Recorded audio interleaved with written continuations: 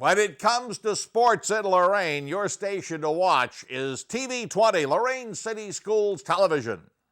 From the Pipe Yard here in the city of Lorain. Good Saturday morning, everyone, and welcome to the WEOL Diamond Duel on AM 930 and FM 100.3. Of course, it's on the mobile app and online at WEOL.com. Great to be with you as we bring you non-conference high school baseball. The Amherst Comets at 11-13 on the year have made the trip to Lorain to take on the Titans, who come into today's ball game with a record of 12-7. Great to have you with us. Tim Elkhorn along with Jared Kozar. And yes, we are being tapped into the audio feed by none other than Joe Bach. I think I remember how to spell that. It's B-O-C-K from Lorain City Schools TV 20. So, again, you folks in Lorain that can't make it out to the ball game here this morning will be able to watch this one soon on TV 20. But, again, it's a not quite sunny day. It's an overcast day, but I think we're going to be all right as far as the weather is concerned. There was some rain that passed through Lorain earlier today, but it appears as though things have cleared out. And, Jared, we're ready for some high school baseball. It'll be Matt Rosell on the hill for Lorain High, and he'll be opposed by Amherst. See, I told you, I don't have enough time to get these lineups together. He'll be opposed by Amherst Chase Mayer. So we're just about ready to get this one underway. I think they want to beat any raindrops that may be on the way into the city of Lorain. Yeah, I don't think there was a strong objection from either ball club for a little bit of an early start here today, just in case that becomes an issue later on. So great morning, and what we hope is going to be a really good afternoon as far as non-conference baseball, crosstown rivalry of sorts. You know, just a few miles separate these two schools, and a beautiful facility here at the Pipe Yard. Well, let's take you through our starting lineup. Today's starting lineup brought to you by Neighborhood Alliance, improving the lives of Lorain County residents every day. That's Neighborhood Alliance. For Amherst, that starting lineup is George Gotsis. In fact, he steps into the batter's box right now. He's a right-handed hitting center fielder. He'll be followed by Cam Gendix. Gendix batting second, hitting third will be Giles Little, the catcher. The cleanup hitter is Christian Gendix, the first baseman, and first pitch swinging is George Gotsis. He lines that one to left, and Kevin Breeben settles under it and makes the catch for Lorain High. So one pitch, one out here in the top of the first inning. Let's at the rest of that Neighborhood Alliance starting lineup for Amherst. Batting fifth, it'll be Martin Palanque. He's at third base today. The designated hitter is Carter Polton. He'll be batting sixth. Hitting seventh will be the right fielder, Jonathan St. Peter. Hitting eighth is Jordan Corey. He's out in left field. And batting ninth will be the catcher, Jonathan Williams. Cam Gendix steps in and takes a pitch low and away for ball one. Next pitch, bounced down to third, fielded there by Jacob Addis. Long throw across, in time. And Matt Rosell is making quick work of Amherst here in the top of the first, as on three pitches he's retired two batters. And let's set that Neighborhood Alliance starting defensive alignment for Lorain. Kevin Breeben, who already has a putout, is out in left. Xavier Palos in center. J.D. Van Sickle is in right. Jacob Addis, who just fielded that ball cleanly over at third, is at third base. Nate Antis is at short. Tyler Costco at second. Silas Tyler is at first. Anthony Lorenzo is behind the plate. And again, Matt Rosell is on the mound. Boy, first pitch swinging again. High fly ball to left. Kevin Breeben settles under it and puts it away for the third out of the inning. Wow. 4 pitches, 3 retired. 3 up, 3 down for Amherst here in the top of the first. Amherst nothing. Lorain coming to bat. What do you wish for? A nice life? Nice things? Or do you wish for something more? A sense of purpose? Do you wish to discover a cure? To write code that cracks an unsolvable question? To further our exploration into space? Or to invent something that changes everything right here on Earth? Well, if that's your wish, make yourself ready. Because when you look back, you'll see that you didn't just make wishes, you realized them.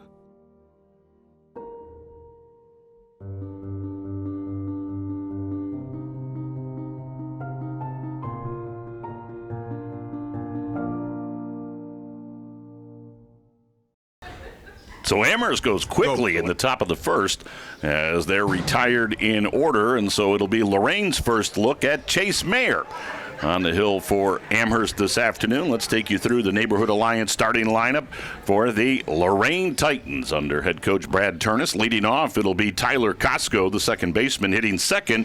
Xavier Palos, he's out in center field today for Lorain High. Nate Antis, the shortstop, batting third.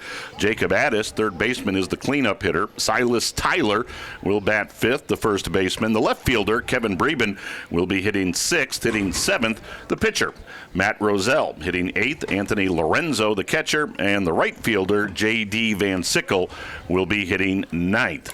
For Amherst defensively, out in left field, it'll be Jordan Corey. The center fielder is George Gotsis. And in right field this morning for the Amherst Comets is Jonathan St. Peter. It'll be Martin Polanque at third base. Cam Gendix will be at short. The second baseman today for Amherst will be Jonathan Williams. Christian Gendix will be at first, and Giles Little is behind the plate. Bottom of the first here at the Pipe Yard in Lorain, and right-hander Tyler Costco steps in against the left-hander Chase Mayer, and the first pitch is high and away for ball one. Again, great to have you with us on this Saturday morning as WEOL's coverage of spring sports continues.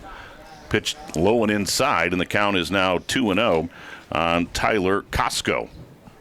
Right-handed batter facing the left-hander Chase Mayer.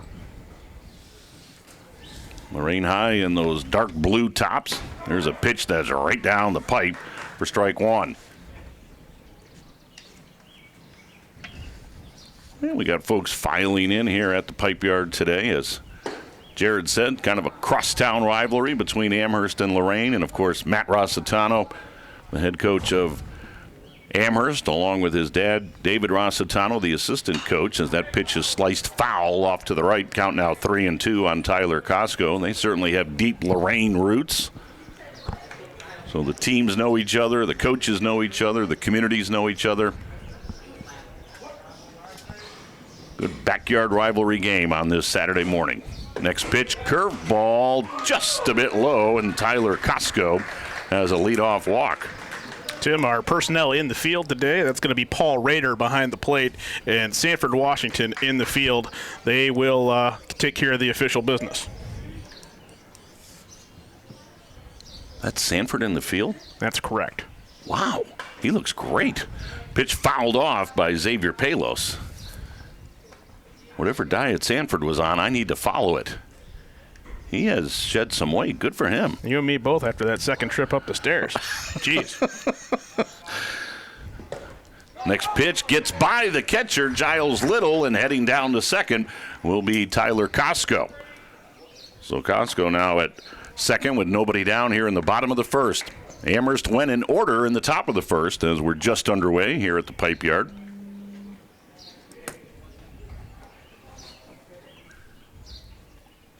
Chase Mayer from the stretch. The pitch, a swing and a miss.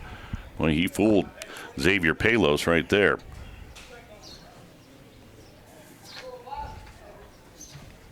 Chase Mayer coming into today's ball game, a record of 3-2. Next pitch is outside. And the count is now 2-2 on Xavier Palos. But Mayer with a record of 3-2. He's got an ERA of 2.19. Next pitch, a swing and a miss, strike three. Down goes Palos. And there's one out for Lorraine here in the bottom of the first inning. Again, with this brutal spring that we've had weather-wise, it's been tough for teams to get all their games in. Lorraine 12-7. How in the world did they get 19 games in this spring? And Amherst 11-13. As checking in is Nate Antis. Check swings. The ball again gets by Giles Little. And over to third goes Tyler Costco. In fact, I was talking to Amherst head coach Matt Rossitano before the ball game. He said he sent out a mass email this morning to over 200 high schools in Lorain County, in the state of Ohio, looking for a game tomorrow. He'd like to get another game in tomorrow if he could. There's a fastball on the outside corner, evens up the count at 1-1. But he was saying, Tim, it's been tough to get games in, so if we can get one in tomorrow, I'd love to do it. Chase Mayer from the stretch. The pitch sails outside. Count now 2-1 on Nate Antis. Right-handed hitting shortstop for Lorain High. Batting with one down here in the bottom of the first, Tyler Costco at third. Next pitch, that ball's hit high and deep to left. Going back, settling under it, and making the catch. And tagging in to score is Tyler Costco. So a sacrifice fly for Nate Antis scores Tyler Costco, and Lorraine jumps out on top 1-0.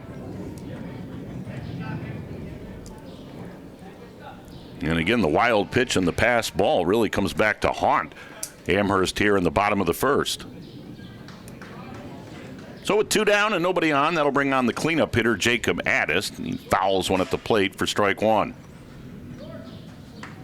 So Lorain High has scored first. A run here in the bottom of the first. Count 0-1 on Jacob Addis. Cleanup hitter for the Titans. There's a curveball. They call a high strike right there. Letter high strike, and it's now 0-2 on Addis.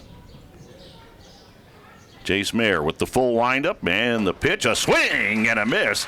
Down goes Addis, and that'll do it for Lorain High here in the bottom of the first. But they score the game's first run, and Lorain High has a 1-0 lead as we head to the second in the WEOL Diamond Duel on AM 930, FM 100.3, and of course on the mobile app and Jared online. At WEOL.com.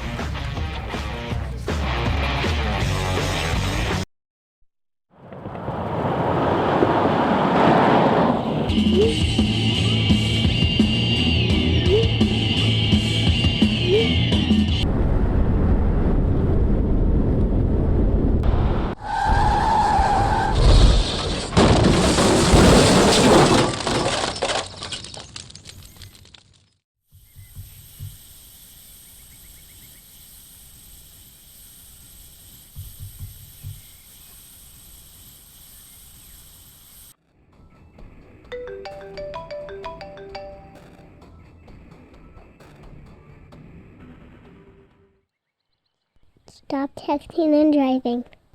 If not for you, for me. I want to let you know that there's help for students and families with wraparound system of care. This is really, really interesting. This is a organization that can assist with mental health issues, health care, crisis response, of course, legal services, behavior management, substance abuse, home visits. There are a myriad of items that wraparound system of care can help you with. The phone number, 440-830-HELP, which is 440-830-4357. Of course, you can email at help@loraineschools.org. Again, help@loraineschools.org.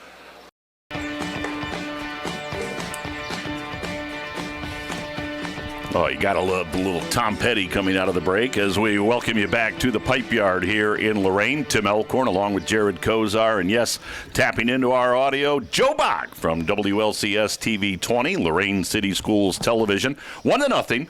Amherst coming to bat here in the top of the second, trailing Lorain High. Lorain was able to scratch across a run in the bottom of the first. Tyler Costco drew a leadoff walk, went to second on a wild pitch, went to third on a passed ball, and then Nate Antis drove him in on a sacrifice fly.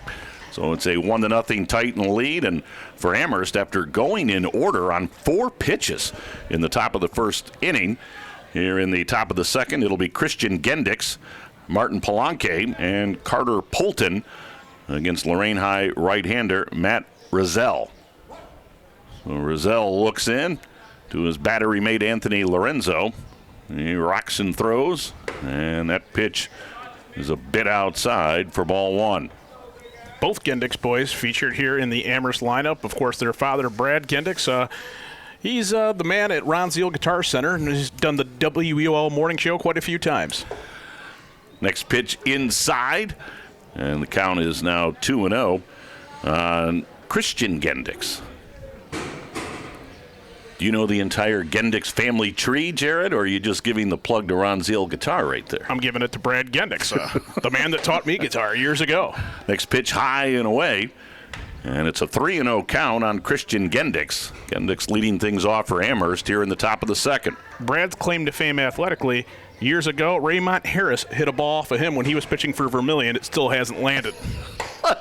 Next pitch high and away for ball 4. So after Rozelle retired Amherst in order on 4 pitches in the top of the first, it's now a 4-pitch walk to Christian Gendix to start the second. Well, of course, Raymont was known for his football prowess. Started Admiral King and, of course, Ohio State. Went on to a lengthy career in the NFL. But you get the sense Raymont was just a great athlete. He could probably do whatever he wanted to do. First pitch to Martin Palanque is up high for ball 1.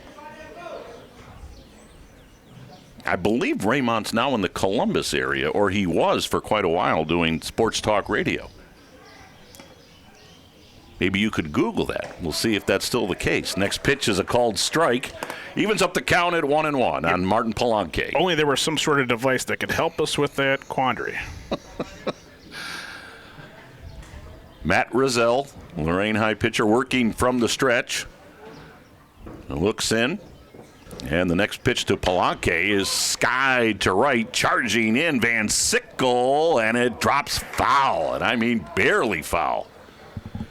Van Sickle couldn't get there as he was shifted more towards right center. He gave a good hard charge, but couldn't catch up to it, and the ball fell about a foot or two just outside that white line. We'll do it again as Matt Rozelle back on the rubber for Lorain High. Of course, WEOL, a proud affiliate of the Ohio State Buckeyes. As Rozelle's next pitch, that again skied off to the right, but it drifts out of play. So where I'm going with that is I remember several years ago I went down to Columbus for an Ohio State affiliate game, an affiliate day for all the radio affiliates across the state.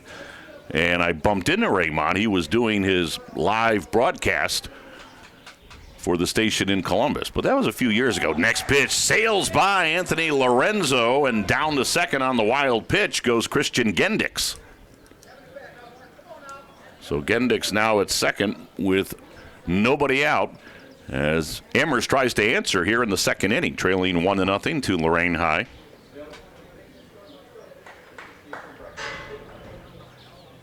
So to follow up on where Raymont's at, he's actually employed full-time with the university, and he is in the athletic department as director of development. That is what Raymont's doing for about the past almost 10 years. Boy, that OSU affiliate day must have been a long time ago. 2005. There's a ball chopped to second. Tyler Costco with the clean play, throws to first in time to retire Palanque, but a good fundamental play right there by Palanque as he moves Gendix over to third. Hit that ball on the ground to the right side of the infield, got the job done, as Gendix now at third with 1 out. Heavily involved from 02 to 05, though, so you were really close. Oh, on the radio side? Correct, yeah. See, you mocked me, Jared, as stepping in is Carter Polton. How about praising my memory of remembering that Raymont was doing a live radio show? First pitch to Carter Polton bounces in, although now our home plate umpire, Paul Rader and Sanford Washington, are going to have a chat.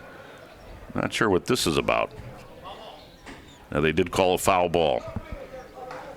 So Carter Polton with an RBI opportunity right here, the designated hitter for Amherst, batting with 1 down and a runner at third, top of the second inning. Amherst trailing 1-0. Nate Antis, the shortstop for Amherst, or for Lorain High, has crept in somewhat while the second baseman Tyler Costco is playing back, as that pitch is fouled off by Polton. So the count is now 0-2 on Carter Polton.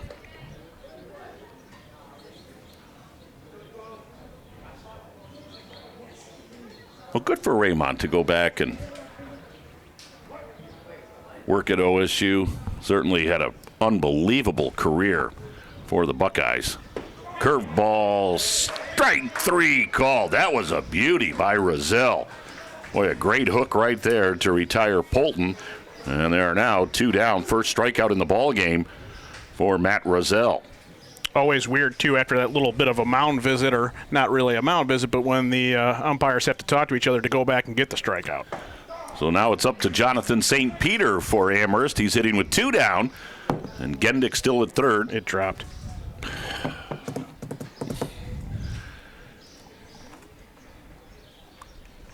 The pitch hit up the middle. It'll get through into center field for a base hit. So Jonathan St. Peter with an RBI single to score Christian Gendix, and it is now tied at 1. Boy, good piece of hitting right there from Jonathan St. Peter as he bounced that one past Rozelle. Rozelle tried to reach out with his bare hand and knock it down, but he couldn't get to it. And Gendix comes in to score, and we've got a 1-1 ball game. Still 2 down as Jordan Corey will now step in.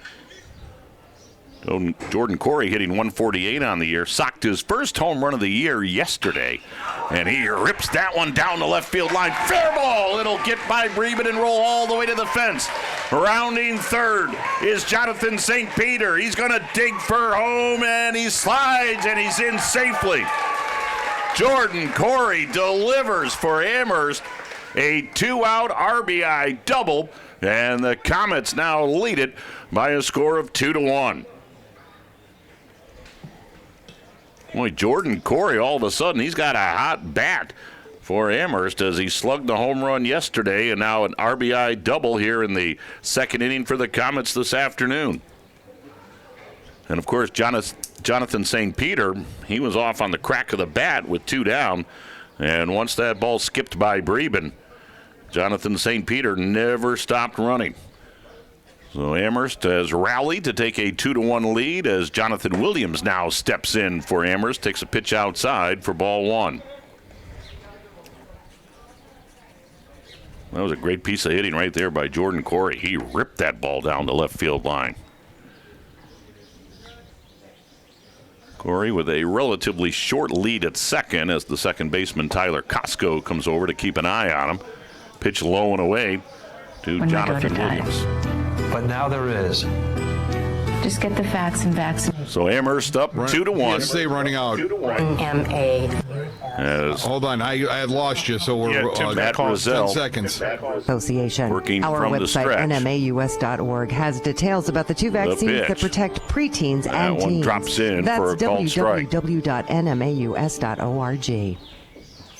Okay, you're back So Amherst now with the 2-1 lead as we welcome folks back on WEOL. I know we dropped out there for a moment as Jonathan St. Peter with an RBI single, and then Jordan Corey brings St. Peter all the way around on an RBI double. So it's a 2-1 Amherst lead here in the top of the second. Jonathan Williams, the number 9 hitter, now at bat for the Comets. Hitting with 2 down, and Corey at second base. The pitch inside, ball 4. So after sailing through the top of the first on 4 pitches, Rozelle running into trouble here in the top of the second as he has walked 2, has given up 2 runs on 2 hits. And back to the top of the order we go as George Gotsis now steps in for the Comets. First and second with 2 down. The pitch is a called strike. Corey at second, Jonathan Williams at first. 2 down for Amherst here in the top of the second. Rozelle working from the stretch. Quick look back at second. Next pitch, low and away. Good stop there by Anthony Lorenzo, the catcher for the Titans.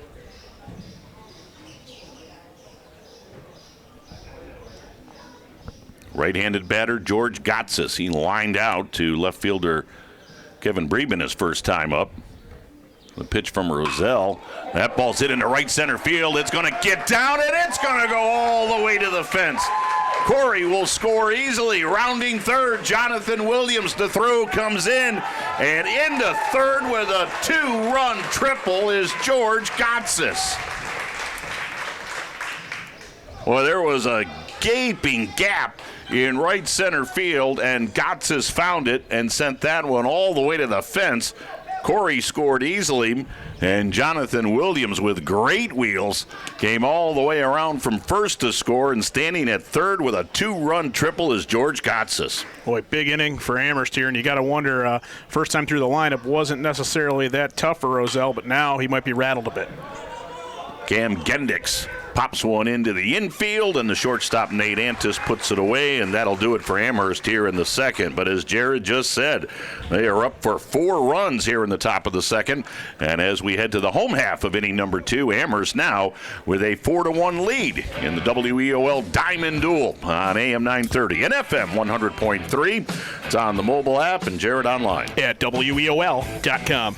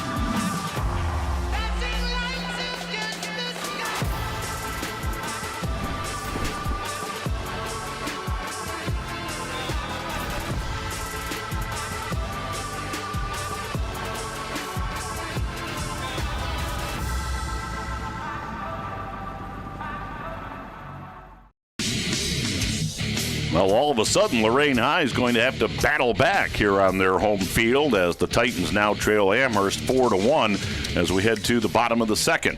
Great to have you with us on this Saturday. Tim Elkhorn along with Jared Kozar. Joe Bach from Lorain City Schools Television has tapped into the audio feed. So for you folks that like to watch these games, Joe will have it pretty quickly on WLCS TV 20 and, of course, that YouTube page.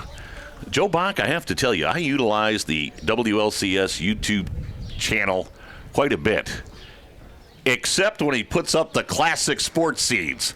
And then there's this kid who looks like he's 18 years old doing sports scenes over in the old studios at Charleston Center. You don't like the old sports scenes? Oh, come on. Boy. What are you talking about? Yeah, you haven't changed one bit. Right. Silas Tyler to lead things off for Lorraine here in the second. Takes a pitch high and away for ball one. It'll be Silas Tyler, Kevin Breben, and Matt Rozelle for Lorraine High as they have another look at Chase Mayer on the hill for Amherst this afternoon. Left-hander delivers. That one's low and away, and the count is now 2-0 on Silas Tyler. I haven't changed a bit. Right. Next pitch a bit low to Tyler. You know, as a Lorain resident circa 1991, which you are not, you didn't understand that came on every day, sometimes twice a day, and my dad would say, hey, put that back on. I said, it's the same one from yesterday. No, it's not. That guy's in there doing one every day. 3-1 pitch to Tyler as he rips that one foul down the third baseline. Well, I did actually have someone ask me once, why do you ask the same questions every single show? Well, you're watching you're watching the same show just at different times. You realize I don't change my clothes either, I guess. Next pitch fouled into the screen right behind home plate. Count remains full on Silas Tyler. And, of course, back in those days before Joe Bach, the late, great Bob Quinlan, just an awesome guy. There's a pitch up and over the head of Silas Tyler, so he has a leadoff walk. And, of course, a little bit of trivia about our great friend Bob Quinlan. He actually worked on A Christmas Story. He was one of the production guys on A Christmas Story. Do you watch that every Christmas on TBS? For 23 of the 24 hours.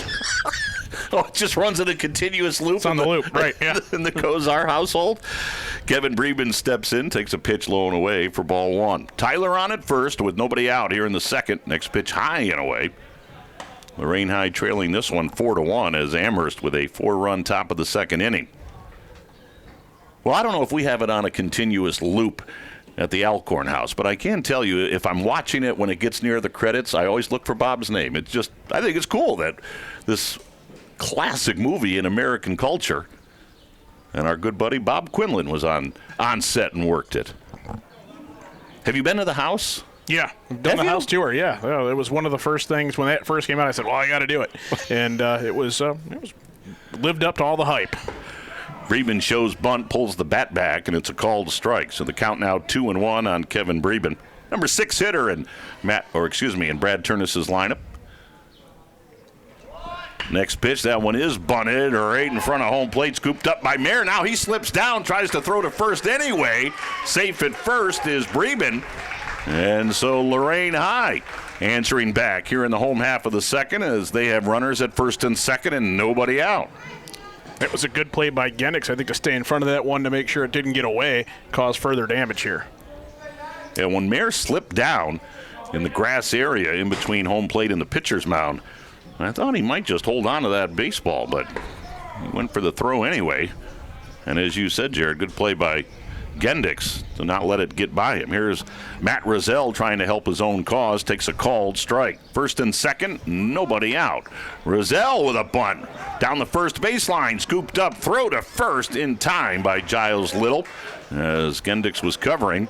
But a nice sacrifice as Tyler heads over to third, and down to second goes Breben. That was a well-placed bunt by Matt Rozelle. So let's see if the bottom of the order for Lorain High can get the job done as the number 8 hitter, Anthony Lorenzo, will now check in. So Lorenzo steps in with runners at second and third, one down. First base open, and the first pitch to Lorenzo, low and away for ball one. Lorenzo, right-handed batter against the southpaw, Chase Mayer. Mayer working from the stretch. The Amherst infield drops back. Now a quick throw to second, and back safely is Breben.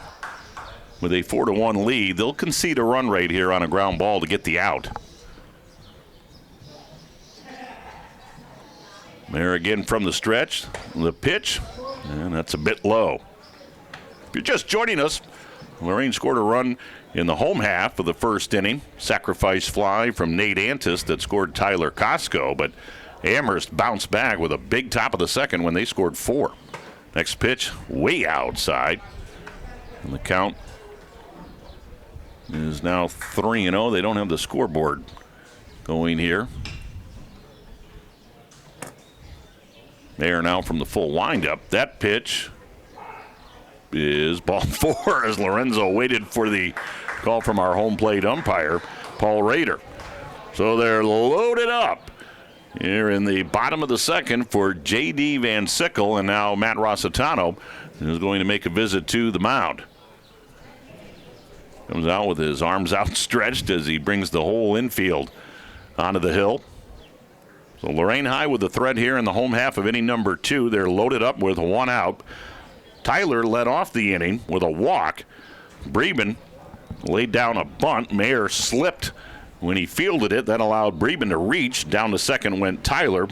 Rozelle with a beautiful sacrifice bunt moved Tyler to third and Breben down to second. And now the walk to Lorenzo has loaded them up for J.D. Van Sickle, the number 9 hitter in Lorain High's lineup.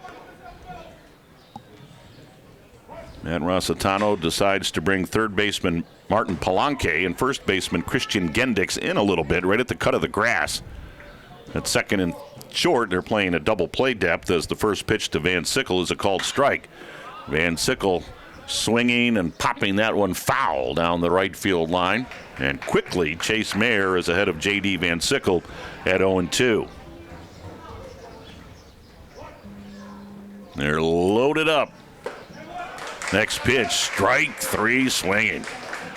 So Mayer makes quick work of Van Sickle, and now Lorain High will need a big 2-out hit. But they turn that lineup order over. Back to the top of the order we go. Tyler Costco will step in, and he reached on a walk his first time up.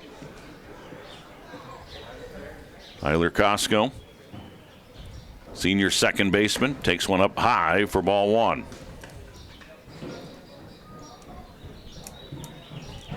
Lorraine High looking to cut into this Amherst 4-1 lead. We're in the bottom of the second. Next pitch. That's a called strike. Snap throw down to first, but it was wide of the bag, and so diving back safely is Anthony Lorenzo. 1-1 the count on Tyler Costco.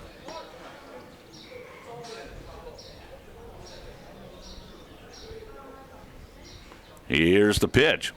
Costco takes that one up high. It's now 2-1.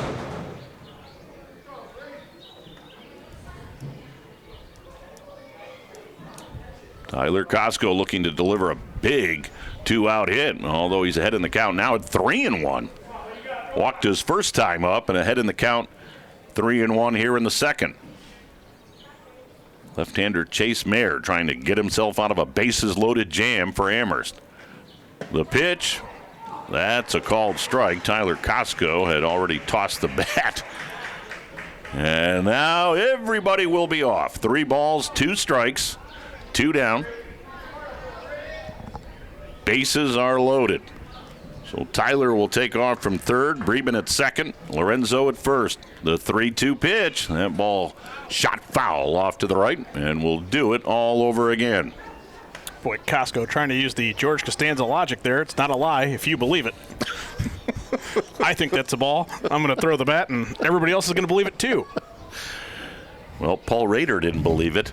That's who really counts. There go the runners. The pitch skied out to right. St. Peter settles under it, makes the catch, and that'll do it for Lorain High here in the second. They threaten, but they leave them loaded. We've played 2, 4-1. Amherst leading Lorain in the WEOL Diamond Duel. It's on AM 930, FM 100.3 on the app, of course, and Jared online at WEOL.com. Hey guys, how you doing? Yes, for a nicer day, huh? Oh, it's beautiful. Gonna get some big ones. Anybody want to wear a life jacket? I'm good. No life jacket? That's a deal breaker.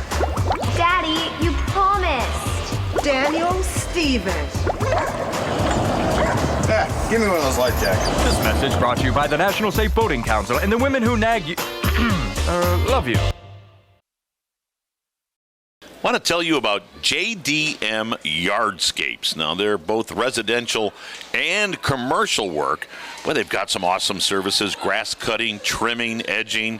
They can plant and do some tree pruning for you, weed and pest control, landscape design. Well, who's the person to contact for that? J.D.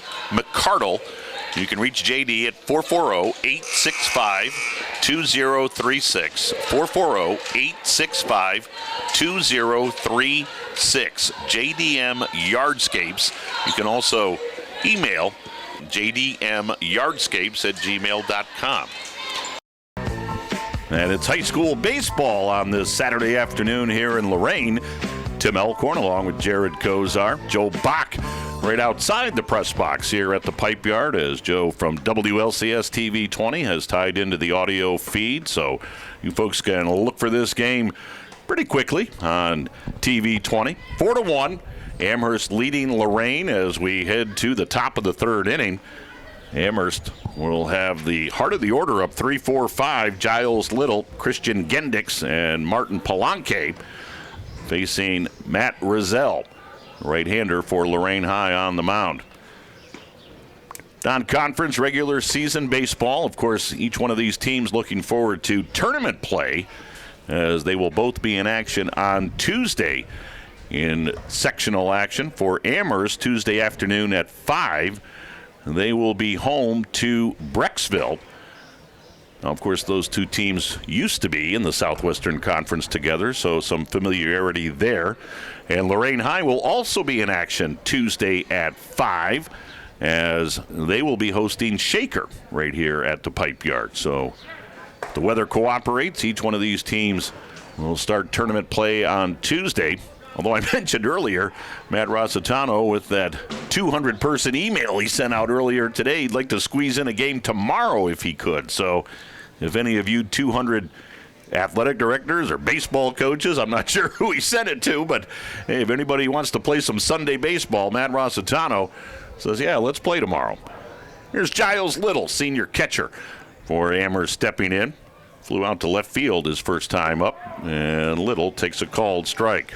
Yeah, the other thing is initially, I think earlier in the week, the weather looked a little iffy for Sunday. That shaped up as well. So he might get a bite or two on that, and then you'll have baseball tomorrow. We won't. They will. I deserve at least one day off. There's a bouncing ball foul up the third baseline. Of course, right now I have about 5 months off. Yeah, you're busy right now, are you? Yeah, I've got that Joe Bach schedule. Yeah, you just kind of leisurely come in when you want.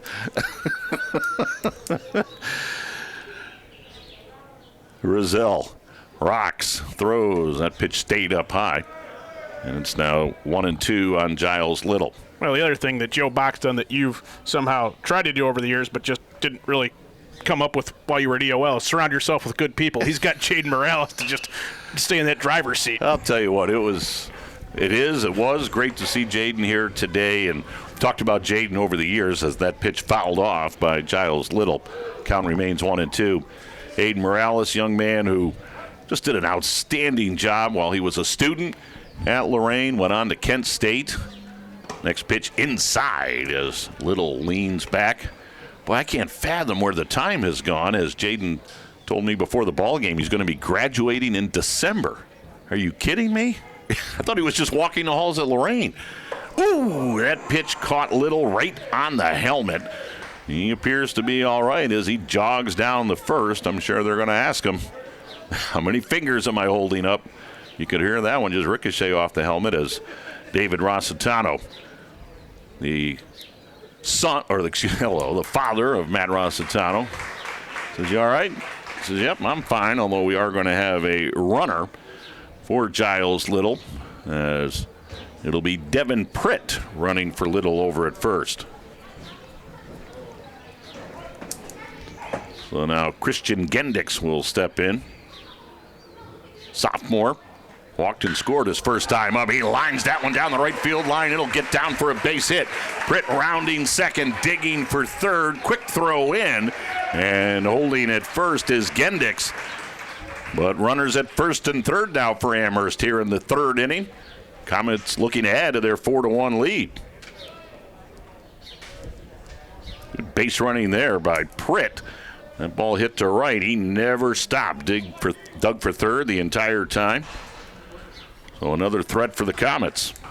Hats off to him. Comes right into the game and has to go first to third in a lightning bolt. So first and third with nobody out. And here's Palanque. Martin Palanque takes one low and away for ball one.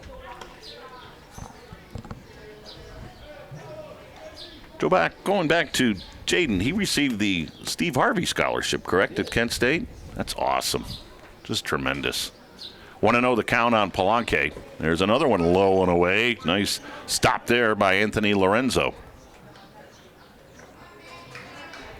And Jaden told me before the ball game, once he graduates from Kent State, and you can't get a finer degree than Kent State University, he's coming back to Lorain. He's going to work here in the great city. Rizal working from the stretch as Palanque lines that one to center. The catch is made by Palos. Here comes the throw. Tagging and scoring is Pritt. Devin Pritt running for Giles Little. And it's now a 5-1 Amherst lead. Throw was offline by Palos as it went up to third baseline, and that allowed Pritt to score easily. Holding at first was Christian Gendix. So the sac fly for Palanque gives Amherst a 5-1 lead as Carter Polton now steps in. And the first pitch to Polton is a curveball for a strike. Beautiful pitch right there by Rizal. Tell you what, this Amherst team, it's a very disciplined, fundamentally sound ball club. Next pitch, low, and it gets right through the legs of Anthony Lorenzo and down to second base. Will scamper Christian Gendix.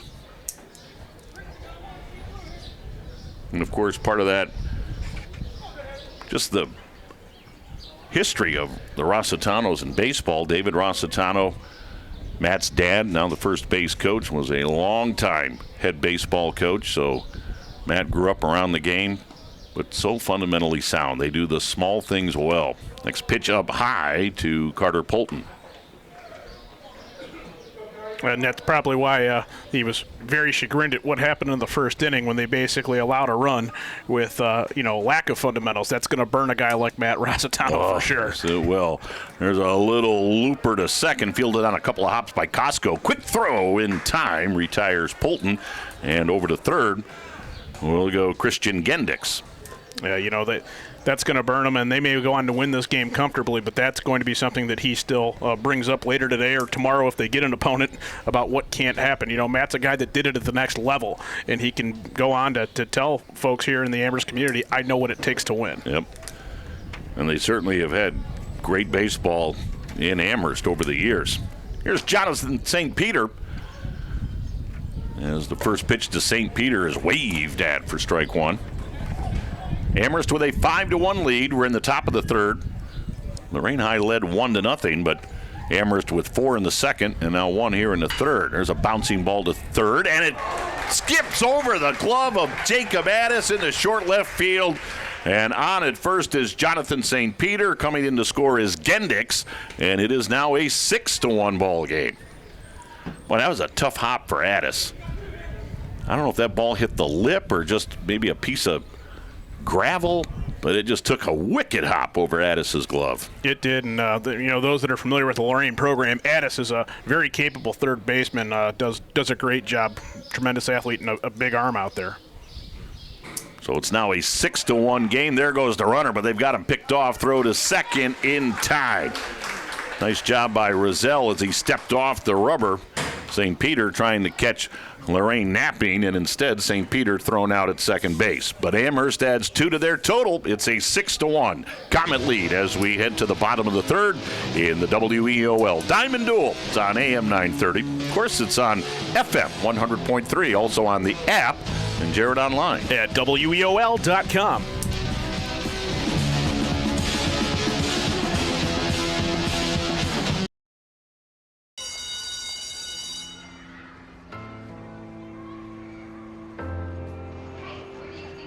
No one knows where it comes from.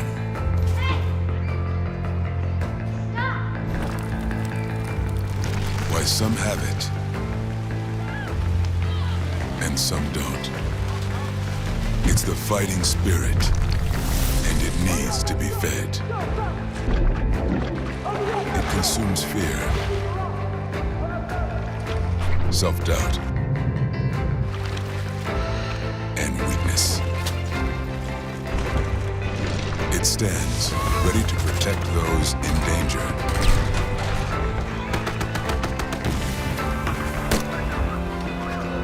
And to fight whatever shape the battle takes.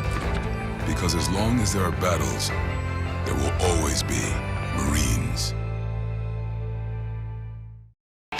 And the sun now shining brightly here in Lorain as we welcome you back to the Pipe Yard. Lorain High trailing Amherst by a score of 6-1. Amherst with 4 in the second and 2 in the third. So Lorain High trying to put together a rally here in the bottom of the third to get themselves back in this thing. It'll be the 2, 3, 4 hitters, Xavier Palos, Nate Antis, and Jacob Addis, facing Amherst left-hander Chase Mayer. Boy, just a gorgeous day. This really is a nice facility tucked away here on Meister Road in Lorain. And the first pitch to Xavier Palos is a called strike. I was talking to Joe Bach before the ball game, and Dan Turnus, of course, Brad Turnus' father. Brad, like Matt Rossitano, has his father help him out on the baseball side. Next pitch up high. Next pitch now inside. So it's 2-1 on Xavier Palos. But Dan Turnus and Joe Bach telling me that there's going to be some major refurbishing and work done here at the Pipe Yard, which is just awesome. Next pitch is a called strike at the letters. Palos leading things off for Lorraine here in the third. A swing and a miss, and Palos goes down on strikes. Fourth strikeout for Chase Mayer.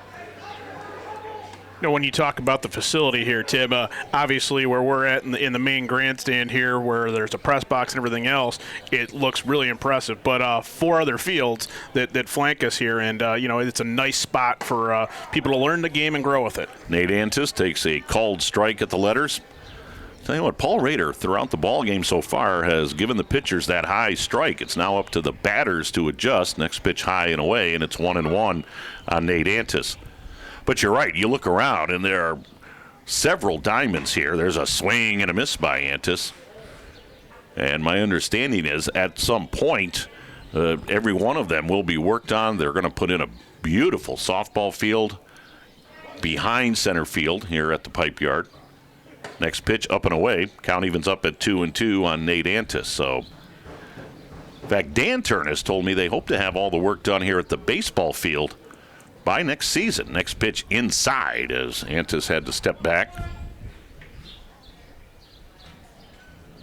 And one of the issues that they've had here at the Pipe Yard over the years, at least when I was calling games here, next pitch down low for ball 4, so a 1-out walk for Nate Antis. But if you had a lot of rain here in Lorain, center field would look like Lake Erie. I mean, it would just couldn't drain the water, so I'm sure that's something they'll take a look at as Jacob Addis will now step in. And that's correct. When we were out here to kind of test what we're going to be doing a couple weeks back, it was submerged, but the week of good weather has helped dry that out. So, first pitch to Jacob Addis is a called strike. He was a strikeout victim his first time up. Mayer has fanned 4. There's a pitch, and that one hit Jacob Addis. It was a curveball that never curved, and it came in and caught Jacob on the side, so Addis heads down to first after being hit by a pitch. Antis will head to second. So Lorraine High trailing by 5, needing a rally. They've got a couple of runners on here in the home half of the third. And that'll bring on Silas Tyler.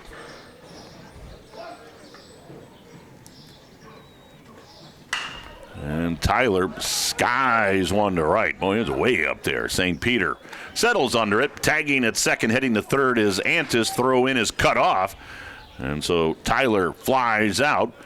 Antis over to third. There's now 2 down with runners at first and third for Kevin Bremen.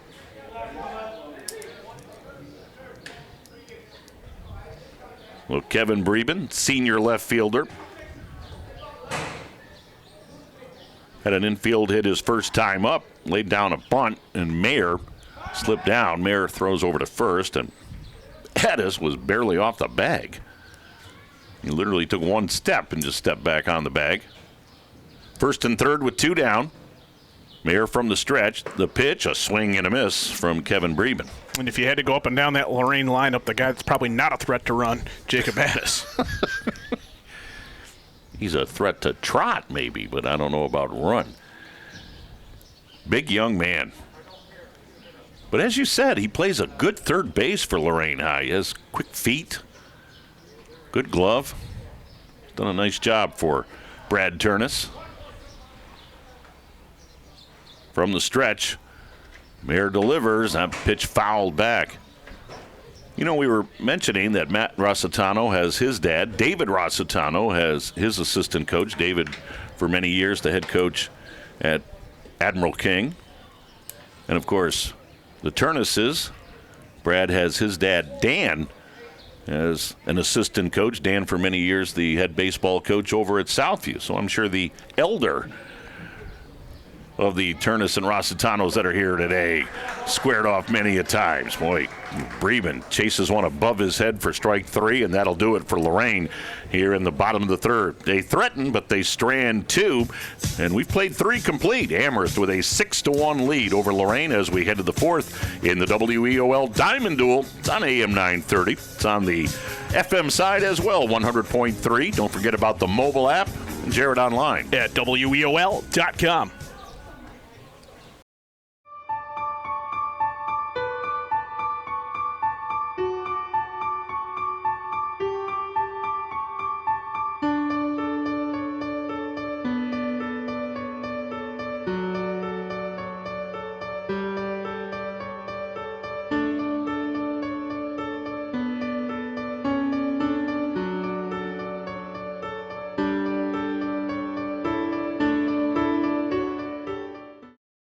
EMAs are now online.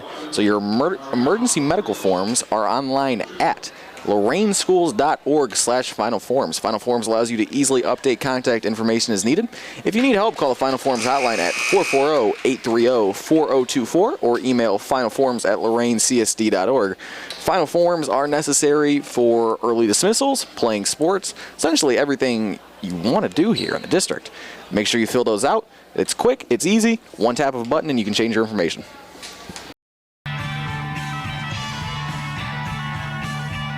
Welcome back to the Pipe Yard here in Lorain. Tim Elkhorn along with Jared Kozar. And, of course, Joe Bach has tapped into the audio feed on WLCS TV 20, Lorain City Schools Television. We head to the fourth. It's a 6-1 Amherst lead over Lorain. And for Amherst here in the top of the fourth inning, it'll be 8-9-1. Jordan Corey, Jonathan Williams, and then the top of the order in George Gotsis. Now, of course, Joe Bach and I are going to see each other later on this evening as Joe will make his way over to German's Villa, and he will bring to folks live via YouTube the Lorain Sports Hall of Fame Enshrinement Banquet. Once again, I'm honored to serve as the master of ceremonies for that tonight over at German's. One thing about going to German's, you know you're going to have a great meal. So I look forward to that. And we were talking on Thursday, Jared, about the Hall of Fame class of 2022 for Lorain High. It is an impressive class of inductees going in tonight, so looking forward to that. That'll be a good time for you out there, I'm sure, Cliff and the boys.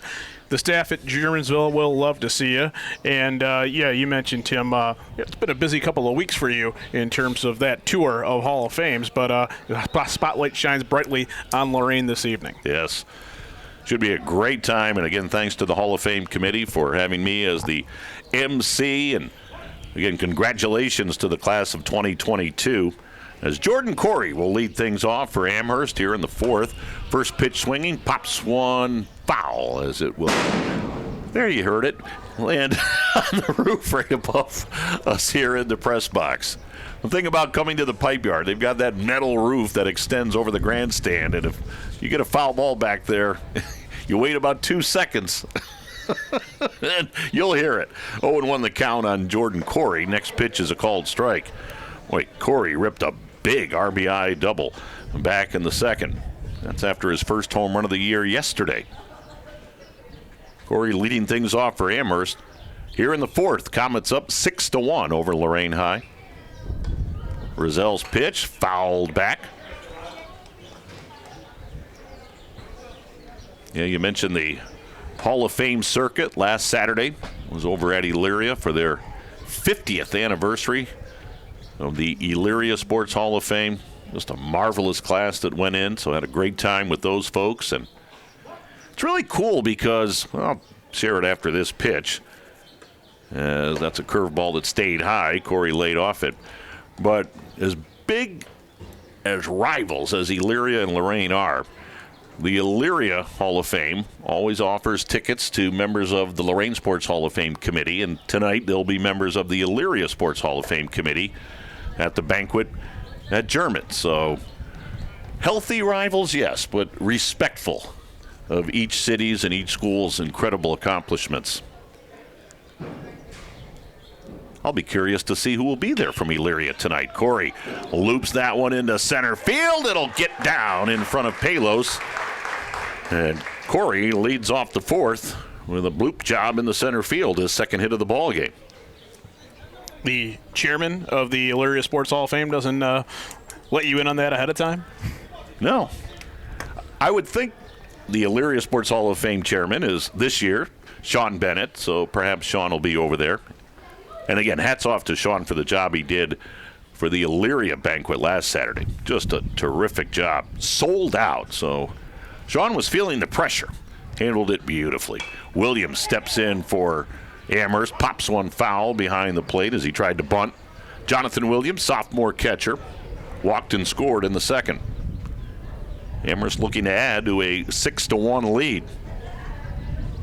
We joke around, he's a good friend of ours, but when it comes to being prepared, few are better at it than Sean Bennett, and that goes for pretty much, I think, any walk of life that you can imagine. His professional credentials, his career, and certainly moving on to that responsibility. Yeah, he's He's a dedicated guy. There's no doubt about that. There's a pitch out as Williams showed bunt. And not going anywhere was Corey at first. So the count now 1-1 on Jonathan Williams. We're in the fourth. Amherst looking to add to a 6-1 lead. Comets with 4 in the second and 2 in the third. Williams again shows bunt, and that pitch is fouled at the plate. So the count is now 1-2 on Jonathan Williams.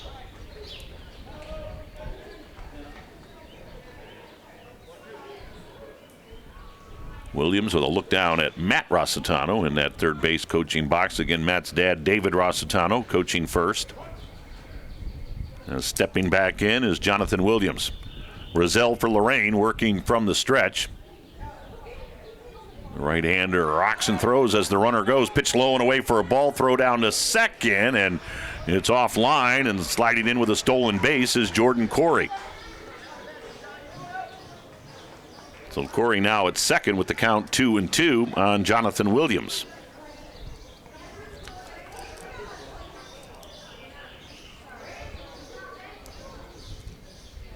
So Rizal with the force now off. Rocks and throws. That ball chopped to short, fielded on the hop by Antis. Throws across in time. Retired is Williams, but good hustle play by Corey as he was off on contact and motored over to third. So Williams is retired, but Corey now at third with a 1 out. Back to the top of the order we go. Here's George Gotsis. He has lined out to left and then ripped a 2-run triple back in the second. And the pitch to Gotsis bounces in for ball 1. Matt Rizal on the hill for Lorain High, junior, 3-3 on the year with a 3.97 ERA. Well, he made quick work of Amherst in the first. Set them down in order on 4 pitches. And he has labored since.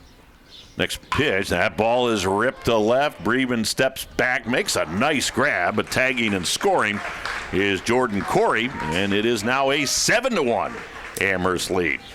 Well, Gotsis hit it well. Breven had to go back a few steps, reached up and made a nice grab, but ball hit well and deep, and that allowed Corey to score easily. So 2 down, nobody on, as Amherst adds another run, and that'll bring on Cam Gendix. Cam Gendix has bounced to third and popped out to short. So the left side of the infield better be ready as he chops that one foul up the third base line. Jared, we were talking on Thursday, all sorts of action coming next week as far as WEOL is concerned, and tournament softball coverage, correct? Softball tournament trail heating up next week. Monday, we're going to bring you a game at 3 o'clock over at Ridgeville. They're going to take on Strongsville, so you've got that one to look forward to Monday afternoon. Tuesday, we are going to be over at Wellington. Brookside will be taking on Waynedale. Again, that Brookside softball program is definitely emerging. There's a pitch low and away to Cam Gendix. Count 2-1 on Cam. Junior shortstop, number 2 batter, and this Comet lineup, well, they have hit the ball well today, leading 7-1 here in the fourth. Next pitch bounces in. Wednesday afternoon, we'll be at Avon Lake for a district title in softball. Slew of Lorain County teams over there, so we don't know how that's going to shake out, but we will have a district title game on Wednesday at 5 o'clock over at Avon Lake. There's a called strike on the outside corner. Good pitch right there from Matt Rizal. 3-1 the count as Cam Gendix looks to keep the inning going for Amherst. There's a curveball. It stayed high. Ball 4. So Cam Gendix draws the 2-out walk. And now we're into the heart of the order as Gene Littles will step in. Littles has flown out to left, was hit by a pitch, and later scored in the third. In fact, when he was hit by a pitch, he led off that third inning, and that kind of opened the door for the 2 runs in the third that the Comets scored. 4 in the second, 2 in the third, and now 1 here in the fourth. Gendix on at first with 2 down. Made a move towards second, and so Rizal steps off the rubber. Giles Little coming into the ball game, hitting .317 on the year. There goes the runner. The pitch is a called strike. Throw down to second, and it deflects off the glove of second baseman Tyler Costco. And so in with a stolen base is Cam Gendix. Right now let's pause for station identification on the WEOL Diamond Duel. WEOL, Elyria, Lorain, Medina. So 0-1 the count on Giles Little with Gendix down at second. Little spanks that one foul to the netting behind home plate. Well, just as we talked a few minutes ago about the sun shining brightly, it has again dipped behind some clouds. But I think we're going to be safe today, Jared. I think I promised you we'd be safe, so we have to be at this point. That's not what I take at heart. There's a ball chopped foul up the third baseline. There's your promises, and then there's weather radar and folks who know meteorological statistics. You promised me you'd get me breakfast, too. Yeah, what happened to that? The line at McDonald's proved to be very challenging. A string of broken promises. Pitch up high. The count is now 2-2. You can't wait for Cavs season to begin again, can you? Counting the days. See if I get invited back. Rizal from the stretch. The pitch. That ball's hit sharply into center field for a base hit. Rounding third is Gendix. Here comes the throw. It's not in time. Sliding in is Cam Gendix. An RBI single for Gene Littles. And it is now an 8-1 Comet advantage. One thing about Amherst, Jared, they are aggressive on the base pass. Very rarely is Matt Rossitano at third holding somebody up. He's constantly waving that arm, whether it's first to third, second to home. He wants guys motoring on the base pass. And that's going to be part of it. You're not going to take anything less than their best effort as far as the physical ability to run the bases and get one across the plate, because I think that's really what it comes down to, is just stay aggressive, attack, attack, attack, and that's the way you do it. So it's now an 8-1 Comet lead here in the fourth as Christian Gendix, sophomore, steps in, left-handed batter. He's 1 for 1 with 2 runs scored. Pops that one off to the left, and it will go out of play. There you heard it. Better to hear it there than in the parking lot. That's true. That could be that could prove to be a bit of an issue. I'm parked right next to you, by the way. So you've really got to hit one foul to get one to the parking lot behind. I think so. The grandstand here. I don't want to even entertain that as a possibility. Neither do you. Littles that's Pritt again running for Littles. So Pritt at first, running for Littles with 2 down here in the fourth. Amherst has put 2 more on the board. They broke it open. It's an 8-1 Comet lead. Rizal from the stretch. And the pitch to Gendix, and that one hit Gendix. So Rizal is struggling with his control, and Brad Turnus is going to head to the mound, and that might do it for Matt Rizal. As Brad Turnus is going to bring the entire infield together. Let's see if they do make a pitching change right here. We'll keep it right here with 2 down and runners now at first and second for Amherst here in the fourth. They've already scored 2 here in the inning. And will we have a pitching change? Yes, I believe it'll be Nathan Antis moving from shortstop onto the hill. So Nathan Antis will come on to pitch. So we'll take a quick timeout as we let Nathan Antis get some warm-up pitches in. We're in the top of the fourth. Amherst with an 8-1 lead over Lorain High. And Lorain High has made a pitching change as Nate Antis will head to the rubber. So stay with us. It's our WEOL Diamond Duel. It's on AM 930. It's on FM as well, FM 100.3. Don't forget about that WEOL mobile app, and we're also online at WEOL.com. Want to tell you about JDM Yardscapes. Now, they're both residential and commercial work, but they've got some awesome services: grass cutting, trimming, edging. They can plant and do some tree pruning for you, weed and pest control, landscape design. Well, who's the person to contact for that? J.D. McCardle. You can reach JD at 440-865-2036. 440-865-2036. JDM Yardscapes. You can also email jdmyardscapes@gmail.com.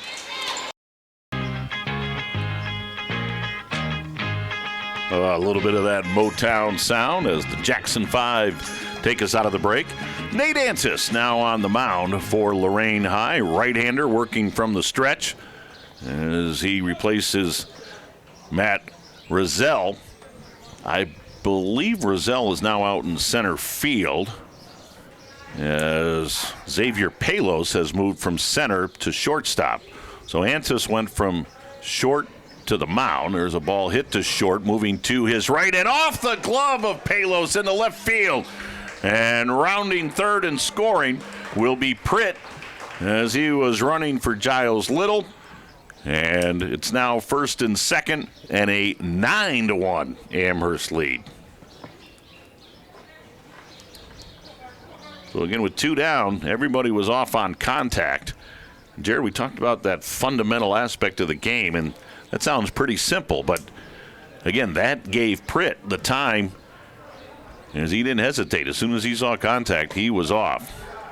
Down to second went Gendix, and on at first it was Palanque. In a tough spot, and when you think about Palos just coming in at the shortstop position, and it never fails, the ball gets ripped right to you when you're taking over that new spot. There's a ball shot foul down to left field line by Carter Polton, who steps in with two down and runners at first and second.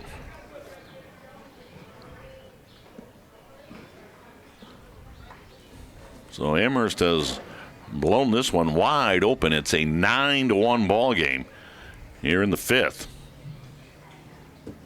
Again, they scored 4 in the second, added 2 more in the third, and now 3 more here in the fourth. Carter Polton has struck out and grounded out. Number 6 hitter in the Amherst lineup. Facing Nate Antis, who's on the hill for Lorain High, facing his second batter. That pitch also shot foul down the third baseline. So the count 0-2 on Carter Polton.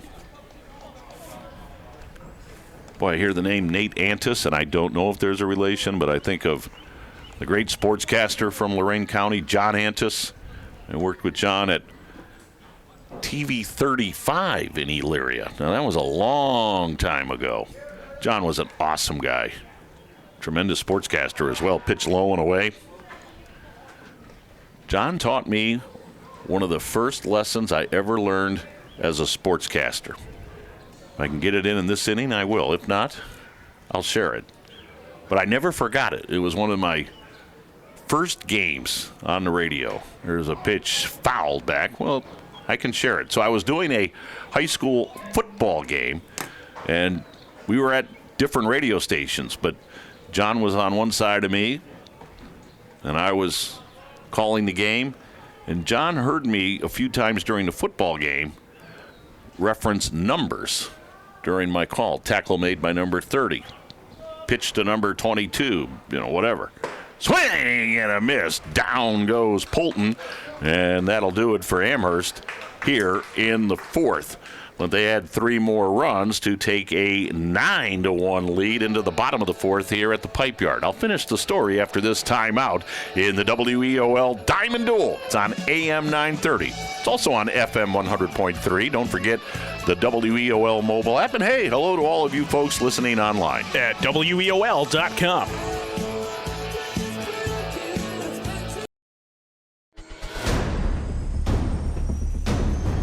Opportunities present themselves every day.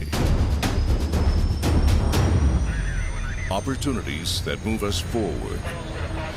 Opportunities to serve part-time in your community while continuing their full-time careers or education to help keep our nation safe at home and around the globe.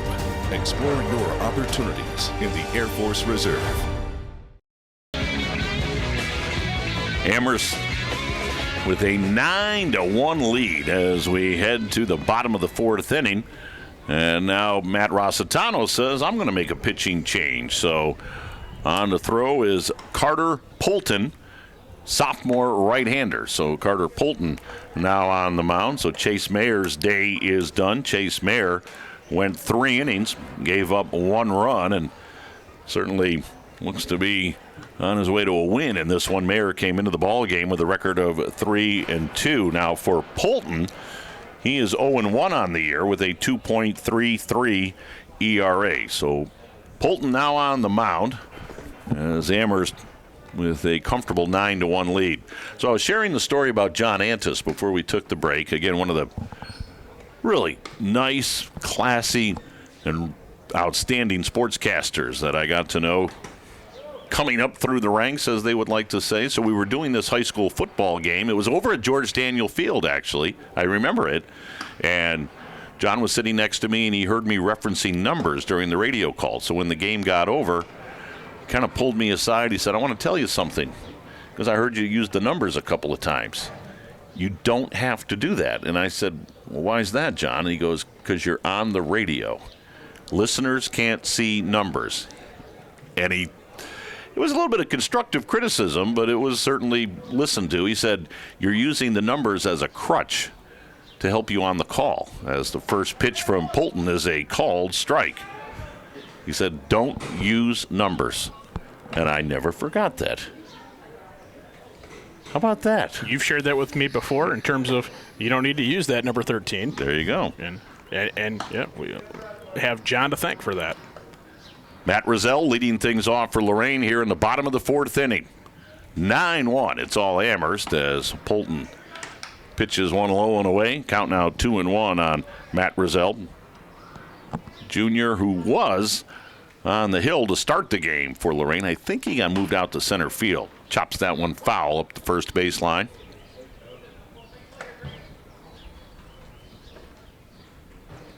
Of course, there were so many guys that helped me along the way. Next pitch, check swing, he didn't go, and it sailed outside for ball 3. It'll be Matt Rizell, Anthony Lorenzo, and J.D. Van Sickle for Lorraine here in the fourth. There's a pitch inside for ball 4. So Rizell leads off the inning with a walk. And again, the last thing that Polton wants to do right here is walk batters and put guys on. Let your defense do the work. You've got a 9-1 lead. As Anthony Lorenzo steps in. Lorenzo walked his first time up, stepping off the rubber was Polton. And you wouldn't think down 8, Matt Rizell's going anyway. Snap throw down the first after the first pitch to Lorenzo. As a called strike, back safely was Rizell. Again, Lorraine high at 12-7 coming into today. Amherst looking for their 12th win of the year. They're 11-13 on the season. Polton working from the stretch. That pitch knocked foul down the left field line. We have another non-conference score to pass along from earlier this morning. It was Midview and Keystone. Midview came away with a 12-0 win. It was a no-hitter for Ryan Boers through 5 innings. It was only a 5-inning game, but a no-hit job for the Middies as they emerge victorious. Anthony Lorenzo takes a called strike on the inside corner. Well, good for that young man. That's something he'll remember forever.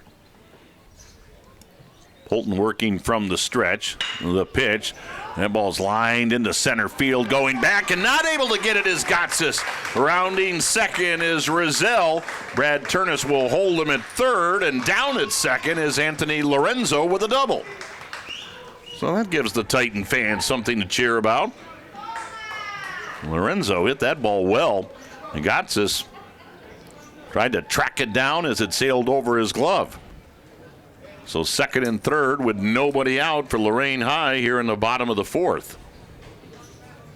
And that'll bring on the number 9 hitter, J.D. Van Sickle. He was a strikeout victim of Chase Mayer his first time up. Again, it's Polton on in relief. Carter Polton, sophomore right-hander. Next pitch bounces out of the strike zone.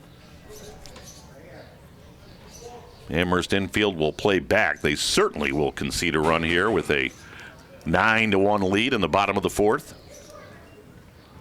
Trying to get that first out of the inning. Next pitch up high to J.D. Van Sickle, and it's 3-0 on the 9th hitter in the Lorain High lineup.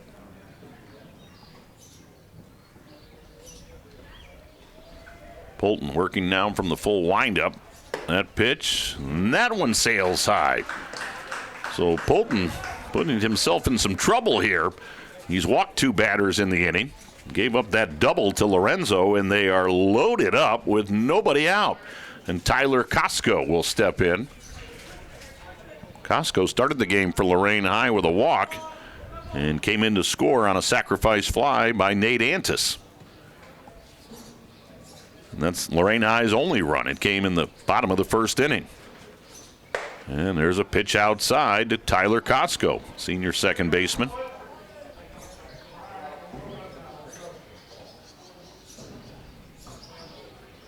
Bases loaded, nobody out for Lorain here in the fourth. Next pitch is a called strike. Snap throw to third. Safe at third is Rozelle. Giles Little came out of that crouch behind the plate. Good strong throw down to third, but Rozelle was able to beat it. Here's the 1-1 pitch. Fouled at the plate, and the count is now 1-2 on Tyler Costco.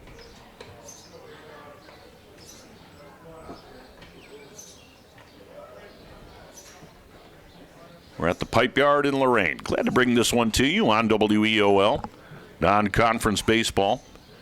Next pitch, check swing foul. Boy, Costco didn't want to swing at that one. It was coming in on him. And as he twisted the bat, it went off to the right.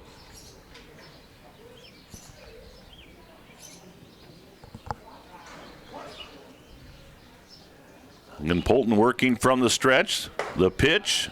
Outside. Count now 2-2 on Tyler Costco.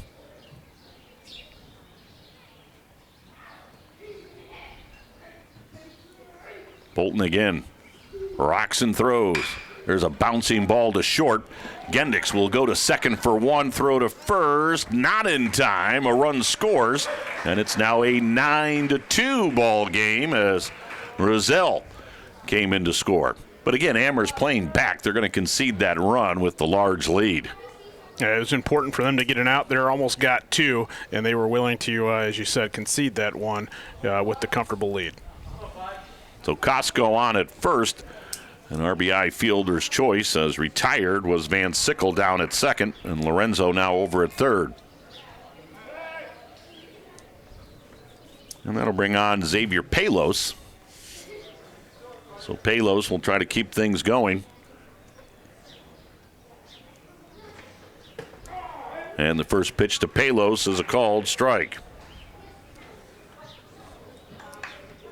9-2 as Lorraine has added another run here in the bottom of the fourth inning. Palos chops one to short. Long throw over to first. Dug out nicely by Christian Gendix. Another run scores for Lorain, but retired is Xavier Palos. There are now 2 down, and it's a 9-3 ball game. And good job by these Lorain hitters now with a new pitcher out there, a right-hander. They'd seen a lefty for 3 innings, and having to be able to adjust to that and be productive right off the bat here in this half of in the home half of the inning.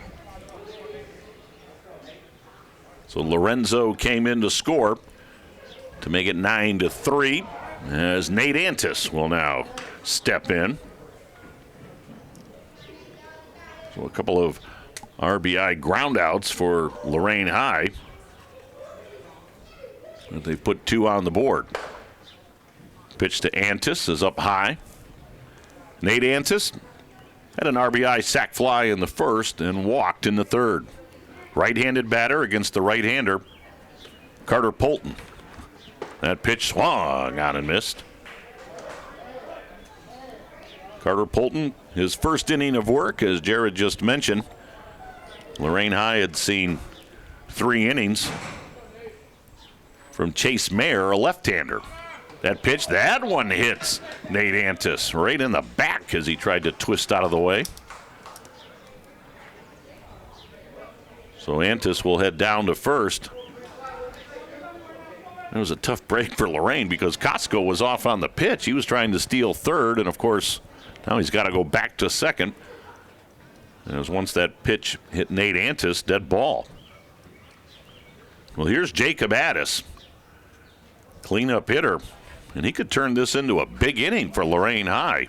Runners at first and second with 2 down, but 2 in. And Addis sends one high and deep to left. Going back, Corey looking up as it bounces off the fence. 2 runs will easily score as Jacob Addis stops at second with a huge 2-run double. Wow, did Jacob Addis get a hold of that one? Yeah, he did not miss clearing the fences by very much on that big swing. And all of a sudden, Lorain High crawling back into this thing. A 4-run bottom of the 4th to make it a 9-5 ball game. And you think about that, they let Amherst off the hook in the 3rd inning, and now they're making up for it now. But it could be a vastly different game had they been able to get even one of those runs across the plate with the bases loaded earlier. Yep. So Addis at second with 2 down. There's a high fly ball into short right field. In fact, it'll be the second baseman that'll put it away for Amherst, and that'll do it for Lorain High here in the 4th. But they put 4 on the board, and it's a 9-5 Amherst lead as we head to the top of the 5th in the WEOL Diamond Duel. It's on AM 930. Don't forget FM radio as well, 100.3. We've got the WEOL mobile app and Jared online at WEOL.com.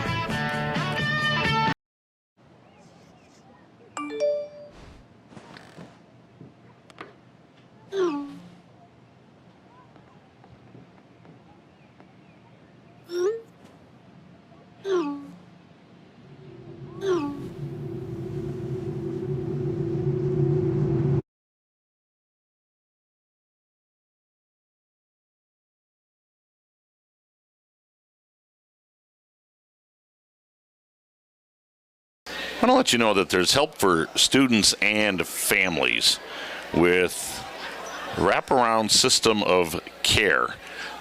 This is really, really interesting. This is an organization that can assist with mental health issues, health care, crisis response, of course, legal services, behavior management, substance abuse, home visits. There are a myriad of items that wraparound system of care can help you with. The phone number 440-830-HELP, which is 440-830-4357. Of course, you can email at help@lorainschools.org. Again, help@lorainschools.org. Well, Lorain trying to make things interesting here. A 4-run bottom of the 4th. And it's a 9-5 Amherst lead as we head to the top of the 5th inning. Great to have you with us. Tim Elkhorn, Jared Kozar, Joe Bach doing a great job on the camera as he's tied into our audio feed. And you folks that'll want to watch this one, it'll be up shortly on WLCS TV 20. Don't forget about their YouTube page. So great to have Joe Bach with us. Although I've got to look at him all night again over at Germans Villa tonight for the Lorain Sports Hall of Fame banquet. So let's see if Lorain High can set Amherst down here in the 5th and kind of keep that momentum going, or will Amherst answer back? It'll be the bottom of the order for Amherst here in the top of the 5th. Jonathan St. Peter, Jordan Corey, and Jonathan Williams, as it'll be the second inning of work for Antis for Lorain High. We'll give Lorain credit as they put together a 4-run bottom of the 4th. And now they're within striking distance. But, Jared, as I just said, you want to keep that momentum going now. See if you can get quick work done here in the 5th and get those bats back up in the bottom of the fifth. Certainly, and especially with a new pitcher in the form of Andis. Well, I mean, he came on in relief, but the point is takes the pressure off him as well. He can get out there and feel good about being able to set a team down in order if you're Lorain, and then getting back on the sticks. Well, I said it would be Jonathan St. Peter, but Matt Rossitano is going to send up Braden Rebar. So Braden Rebar will be pinch hitting here in the fifth for Jonathan St. Peter. So Rebar steps in and takes a curveball for a called strike. And our home plate umpire is Paul Rader, Sanford, Washington. Out on the field. The 0-1 pitch from Antis. There's another curveball, and it broke beautifully. And the count is quickly 0-2 on Rebar. Right-handed batter against the right-hander Nathan Antis. 0-2 pitch, low and away as Rebar laid off that one. Tim, in recent years, you've joined the ranks of fantasy football players, and the gentleman who you get your rankings from is Braden's father, Rich. Yeah, well, I don't get any help from my from my player personnel guy, Jared Kozar. Next pitch, pop foul. You'll hear it. There you go. Right behind home plate. Count remains 2-2. Hey, we've threatened in back-to-back years. Did we win? Said we've threatened. Yes. It's like that golf fantasy thing you've got me in now. Yep. Let's take a look at the leaderboard. Let's not. Next pitch sails away. Count 3-2 on Rebar. Antis' next pitch hit sharply to short. Palos has it. Strong throw to first in time. 1 up, 1 down for Amherst here in the fifth inning. Would you say that there's quite a few people in that league of yours? Yes. And are you in the middle of the pack? Listen. Okay, but with armed with the knowledge of a novice, you would be somewhere in the middle towards the bottom. You're in striking distance. Again, threatening. You're in the striking conversation. Distance. That's like being 6 shots back as you head to the back 9. You are paying attention to this golf thing. 1 down for Amherst here in the fifth. Stepping in, Jordan Corey. Boy, he's had a nice afternoon. Jordan Corey, an RBI double, later scored in the second. Singled and scored in the fourth. 2 for 2 with an RBI and 2 runs scored. As he skies that one to right, Van Sickle heading towards the foul line. Oh, what a nice running catch. Wow, what a great catch by Van Sickle. I thought that one was going to be relatively easier than it turned out to be, as Van Sickle had to reach down near his shin to make the running catch right on the foul line. Yeah, that's a terrific play. Drew applause from all fans here, not just the Lorain folks here. Everybody respects the effort of that one as far as his play out in right field. Nice play, J.D. Van Sickle. Job well done. So 2 down for Amherst here in the fifth, as Jonathan Williams will now step in. Number 9 hitter in the Comet lineup, trying to get things started with 2 outs and nobody on. Antis' pitch, curveball stayed high. It's 1-0 on Jonathan Williams. Sophomore catcher has walked and scored and bounced out. That pitch just inside, perhaps a hair low. Count 2-0 on Jonathan Williams. Amherst up 9-5 as we're in the fifth here at the Pipe Yard. There's a pitch up high. So 3-0 the count on Jonathan Williams. Antis' next pitch, that's a called strike, as Williams taking all the way.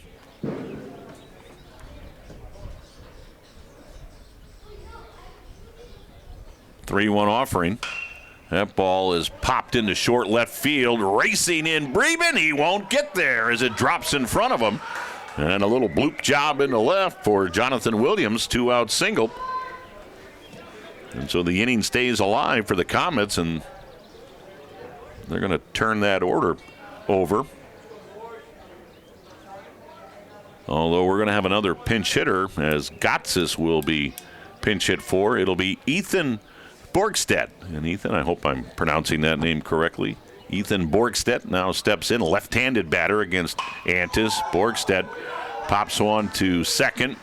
Costco takes a few steps into short right field, puts it away, and that'll do it for Amherst here in the 5th. They get a 2-out single from Jonathan Williams. He's stranded, and we head to the bottom of the 5th inning. Amherst still on top. It's a 9-5 lead.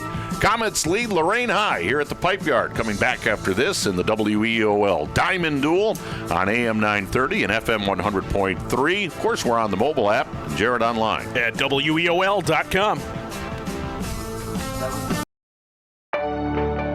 I will be coming up on retirement, and the VA benefits will play a very important part in my life. You may have earned valuable veterans benefits from your military service. I decided that it was time to go to college and pursue my career. I was able to buy this house. Learn more about your eligibility, even how to apply online using e-benefits. The VA benefits made a real difference in my life. I wouldn't be where I am today if it hadn't been for my VA benefits. Don't wait. Apply for your VA benefits today.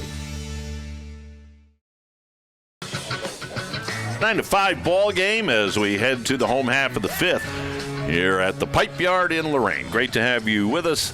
Tim Elkhorn along with Jared Kozar, and we've got a new pitcher for Amherst. So after working 1 inning, Polton's day is done, and now it'll be George Gotsis on the hill for Amherst. So George Gotsis will get to work here in the 5th for Amherst. By the way, we want to give credit where credit is due. That really nice running catch out in right field for Lorraine in the top of the 5th inning. That was actually Matt Rozelle who made that terrific catch just near the foul line.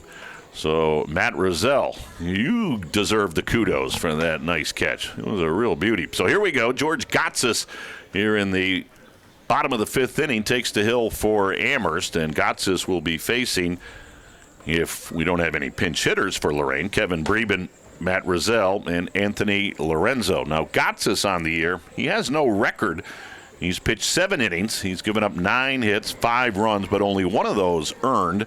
He has walked 5 and struck out 4. He's got an ERA of 1.0. So, George Gotsis has taken the mound, so we'll try to figure out all the defensive changes. As again, they don't announce those here in the press box. So, trying to see who's out there in center field. Chase Mayer is now in center. So Chase Mayer is in center. And in right field is Rebar. So Braden Rebar is now in right field for Amherst. And we'll keep an eye on those jersey numbers and try to tell you who's where as the inning moves along. But again, Chase Mayer now in center, Braden Rebar in right, and it'll be George Gotsis on the mound as our home plate umpire. Paul Rader emerges from the Lorraine dugout off to our left. Perhaps getting the lineup changes? Well, actually, it was Amherst that made the lineup changes, so now Amherst head coach Matt Rossitano emerges from his dugout, has a quick conversation with Paul Rader, and now Matt is walking over to the third base dugout. So I think everybody's making sure we're all on the same page. So here's Gotsis' first pitch, and it's a called strike to Kevin Breben. Breben has singled and struck out, 1 for 2 in the ball game.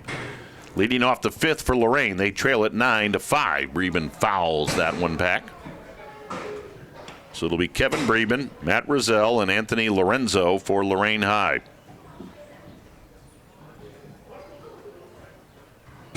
Gotsis will work from the stretch. The pitch, chopped foul behind home plate. It also hit the foot of Kevin Breben. Giles Little is still behind the plate for Amherst. Again, we're trying to check on these defensive changes. And Christian Gendix is still at first. Next pitch from Gotsis, high and away, as Breben wouldn't chase that one. 6, 7, and 8 for Lorraine here in the bottom of the 5th inning as they trail it 9-5. And there's a ball hit into right center field. That one may get down. It will for a base hit. In fact, it splits the right fielder rebar, and the center fielder Mayer, and at second base with a leadoff double is Kevin Breben. Breben with some good wheels, and Darren, he never stopped. As soon as he turned first, he was heading to second. Yeah, I think he knew he had placed that one well and was going to get to second. Breben had a little bit of – he's had a busy day in the outfield and kind of a tough inning a little while ago, and probably feels good to be a part of what could spark something here. First pitch to Rizal, low and away for ball one. Matt Rizal was the starting pitcher for Lorain. He's now in right field, made a terrific play the top of this inning and a nice running catch. There's another pitch that's outside, and it's 2-0 on Matt Rizal. Again, George Gotsis on in relief for Amherst. Chase Mayer started. There's another pitch outside. It's 3-0 to Matt Rizal. Chase Mayer started. He went 3. Holton gave up 4 runs in the 4th, and now Gotsis on here in the 5th. 3-0 pitch. Outside, ball 4. So again, Lorain High with a threat. Runners at first and second, nobody out, bottom of the 5th. Lorain High trailing 9-5 as Anthony Lorenzo will now step in. He has walked and doubled. First and second, nobody out. Gotsis from the stretch. That pitch is a called strike at the knees.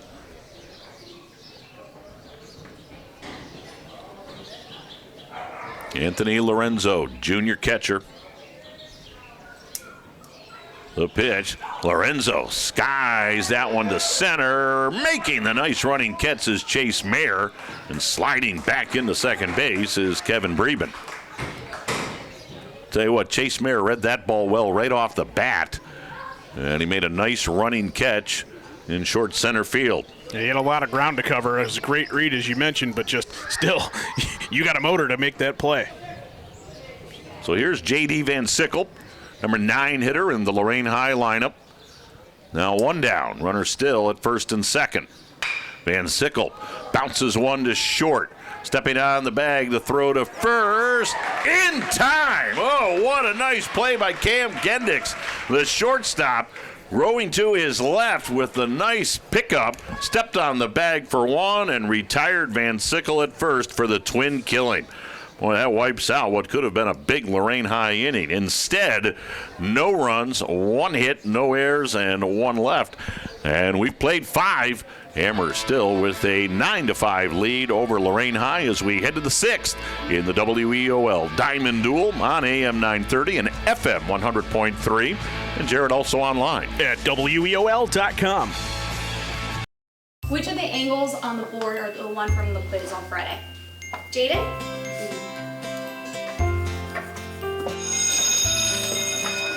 Research shows more and more 12 to 15-year-olds have arteries similar to that of a 45-year-old. But it doesn't have to be that way. Don't let your children grow up too fast. Encourage them to act their age through regular exercise and healthy eating. EMAs are now online, so your emergency medical forms are online at loraineschools.org/Final Forms. Final Forms allows you to easily update contact information as needed. If you need help, call the Final Forms hotline at 440-830-4024 or email finalforms@loraincsd.org. Final Forms are necessary for early dismissals, playing sports, essentially everything you want to do here in the district. Make sure you fill those out. It's quick, it's easy, 1 tap of a button and you can change your information. 6th inning here at the Pipe Yard in Lorain. Lorain High and Amherst in non-conference baseball. It's been a good ball game. Amherst up 9-5 as we head to the top of the 6th. And for the Comets, it'll be Cam Gendix, Giles Little, and Christian Gendix against Lorain High. Right-hander Nathan Antis. Antis now in his 3rd inning of work. Nathan started the ball game at short. So Cam Gendix, who just turned a nice play for Amherst with a 6-3 double play from his shortstop spot. Now leads off and takes a pitch low and away for ball one. Gandix is 0 for 2.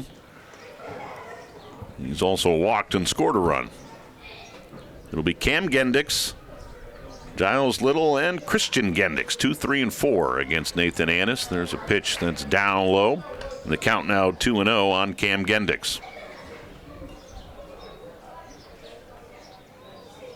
Antis from that full windup, the pitch.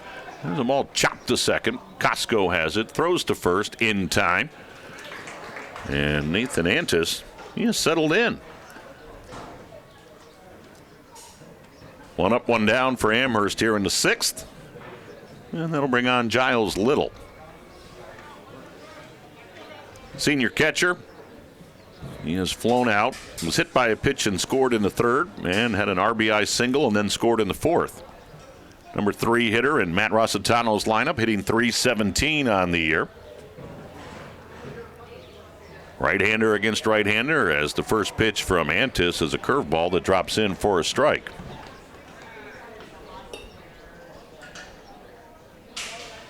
Little coming into today, hitting .338, no home runs. And he now has 12 RBIs after the RBI single earlier in the ball game. Next pitch is a fastball, but it dropped low. Count evens up at 1-1 on Giles Little. Antis looking into Anthony Lorenzo.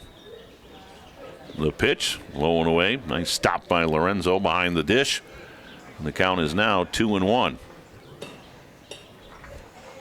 Jared, before the ball game, it was good to see you and Dan Turnus, renew acquaintances. Of course, you played some. Yeah, he's maybe go up and down the stairs a few times.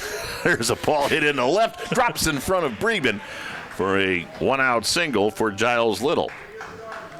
Now, you played for Coach Turnus over at Southview. Sure did. He threatened to put us over there. Oh, because you played for him over at Southview.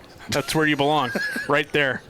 That's what he told me. Did you play for Dan Turnus, or did you sit on the bench and watch the game along with Coach Turnus? Depended on the weather.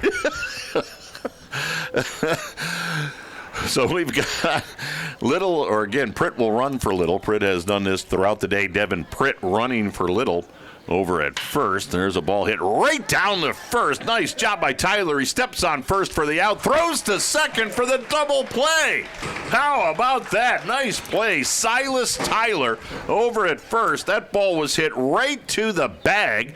So Tyler simply stepped on the bag to retire Gendix, and then threw down to second, and of course the force was off, and so the tag was applied to Devin Pritt, and that'll do it for Amherst here in the 6th. Well done by Lorraine High and Silas Tyler, specifically defensively. So we head to the bottom of the 6th, still a 9-5 Comet lead in the WEOL Diamond Duel on AM 930. The FM dial as well, 100.3, and Jared online at WEOL.com. The Warriors to Work program makes it possible for wounded warriors and their families to build new lives together. When my dad left, I was like this big, but now I'm like this big. My dad got a master's degree in human resources. Thanks to Warriors to Work that my dad has a terrific job. The Wounded Warrior Project helps him by, giving him another start. Now that my dad's home, I get a lot more hugs. I'm really proud of him. Find out more about Wounded Warrior Project at findwwp.org. Welcome home the brave. Great big hello to all of you listening on the mobile app or online at WEOL.com. And yes, the old-fashioned way on the radio. Great to have you with us. It's been a fun ball game here at the Pipe Yard this afternoon. Lorraine High and Amherst in non-conference baseball. We head to the bottom of the 6th inning.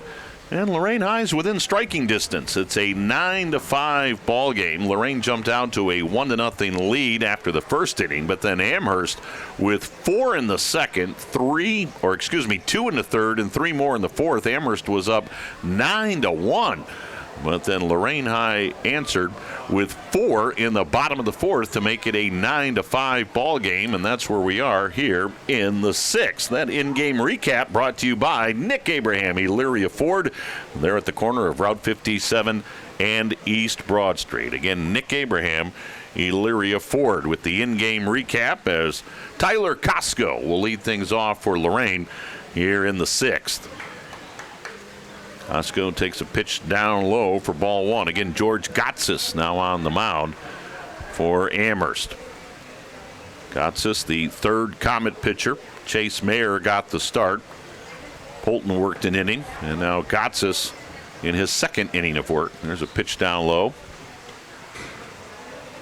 And the count 2-0 on Tyler Costco. Costco walked and scored in the 1st, flew out in the 2nd, reached on a fielder's choice and scored in the 4th. Leadoff hitter for Coach Turnus. There's a pitch down low. We had some rain coming down there, I believe. Is that what I'm hearing up on the roof? Seems like it's getting a little heavier. Oh, that's great. There's a high pop-up to the infield. Shortstop Cam Gendick settles under it. 1 up, 1 down for Lorraine here in the 6th. So Tyler Costco is retired. And again, once the first pitch of the game is delivered, anything weather-wise or along those lines, it's in the hands of the umpires, Paul Rader and Sanford Washington. So 1 up, 1 down as Xavier Palos steps in for Lorraine, takes a pitch outside for ball 1. Well, the strange thing is, Jared, I don't see any drops. Next pitch, low and away. Count now 2-0 on Xavier Palos. Well, it did say spotty and scattered. Maybe it's just right on top of us. You know, we got the whole Charlie Brown thing going on again. The rain clouds just following us. Palos taking all the way, and he takes one down low. It's 3-0 on Xavier Palos. Palos hitting with 1 down, nobody on, bottom of the 6th. Lorain High trailing Amherst 9-5. And again, Palos taking all the way, and that's a called strike from George Gotsis. Gotsis was part of that terrific Amherst basketball team, correct, under head coach Pat Bray. There's a pitch up and in, ball 4. So Palos on with a 1-out walk, and that'll bring on Nate Antis.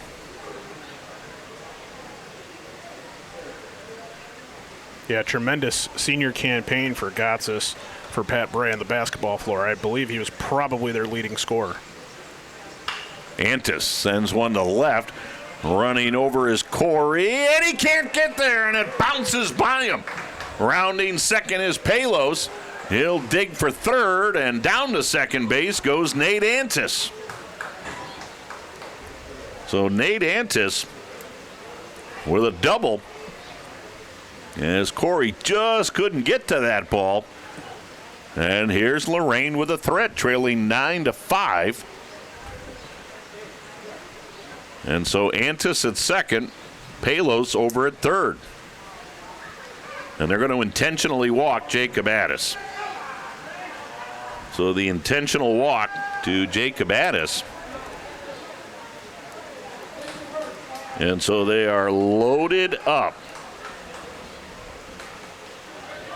It'll be Palos at third, Antis at second, Addis at first, as Silas Tyler steps in and takes one low and inside for ball 1.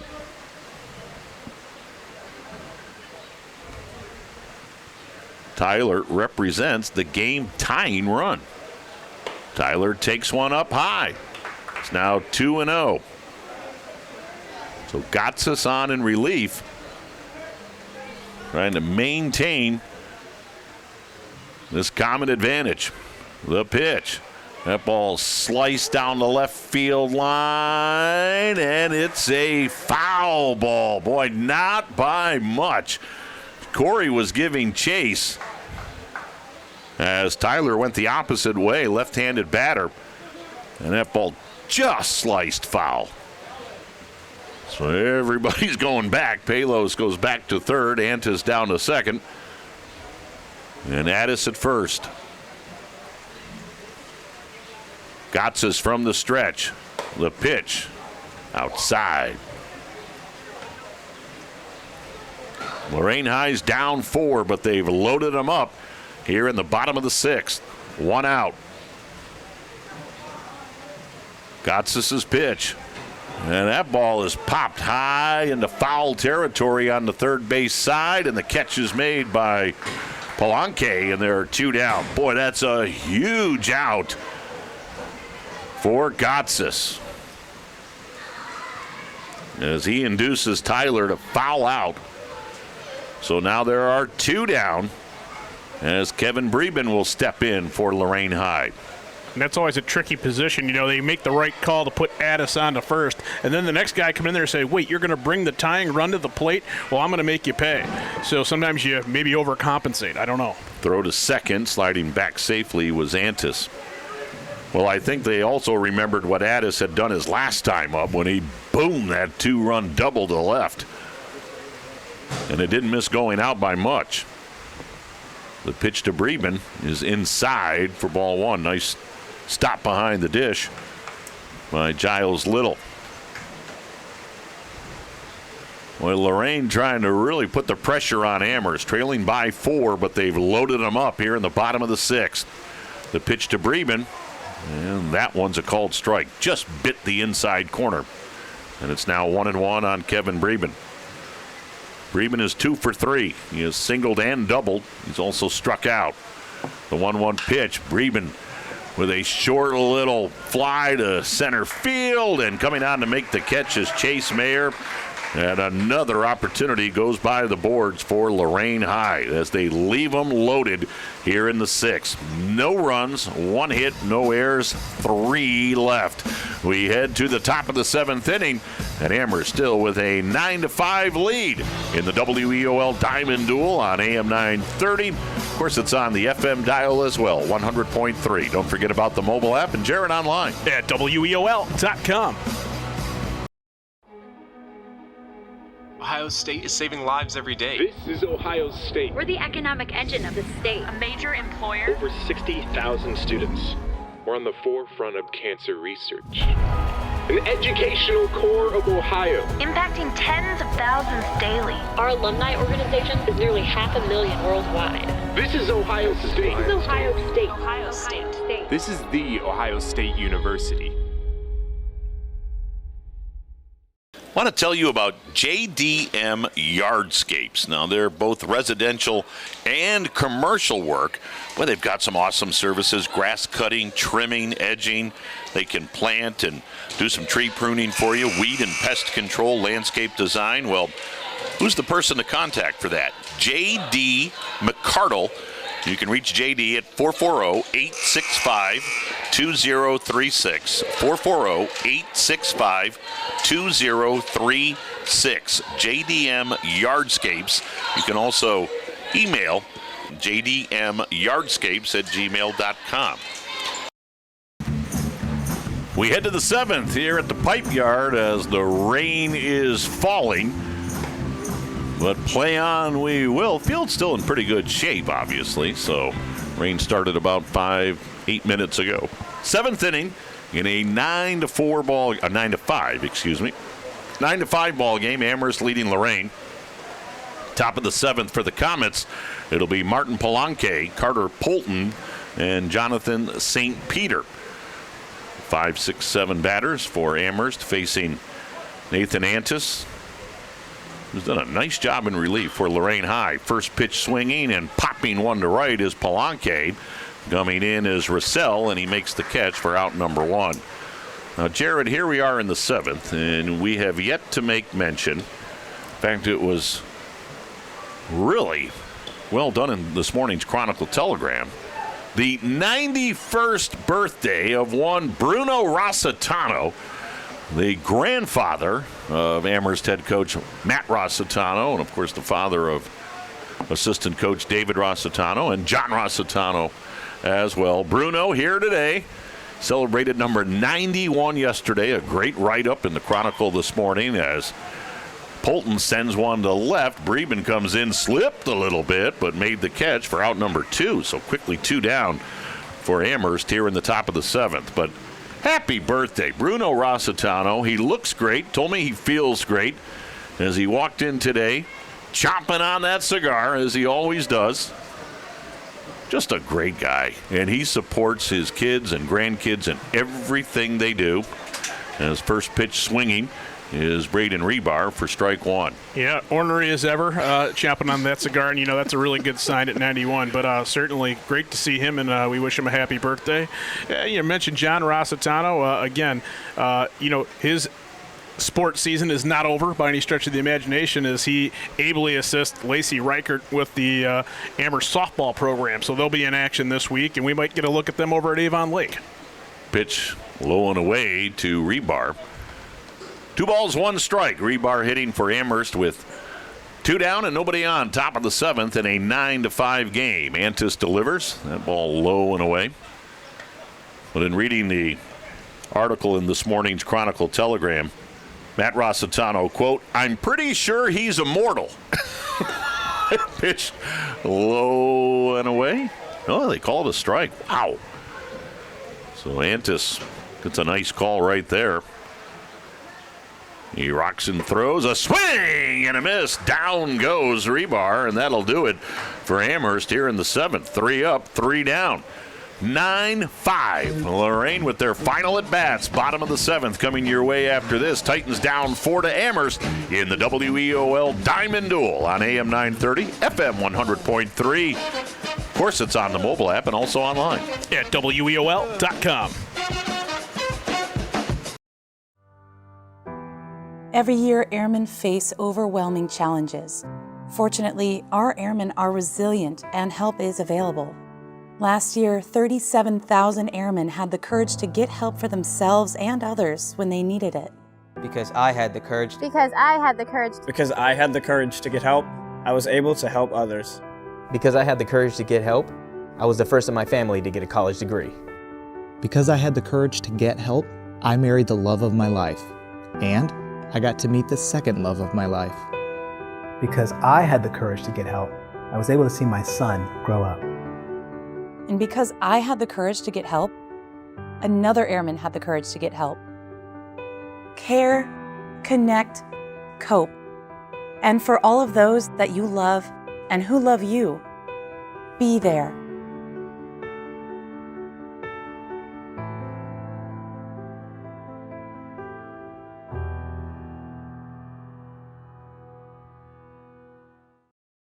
So Amherst will try to finish this one off here in the bottom of the 7th.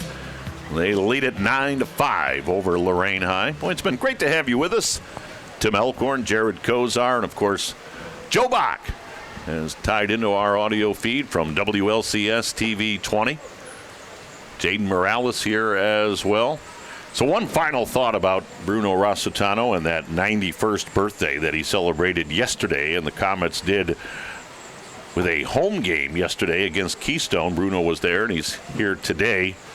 I was talking to Bruno before the ball game. He said, "What the heck kind of headline was that?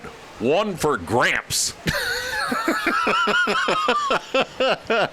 I said, "Well, Bruno, you're beloved here in Lorain County." So that was awesome. Nice article. Tim Gebhardt wrote that article for the CT this morning. Here's Matt Rizal to lead things off for Lorain here in the bottom of the 7th. They need a big rally as they trail it 9-5. Well, they've left them loaded twice here this afternoon, Jared. Pitch to Rizal, a swing and a miss.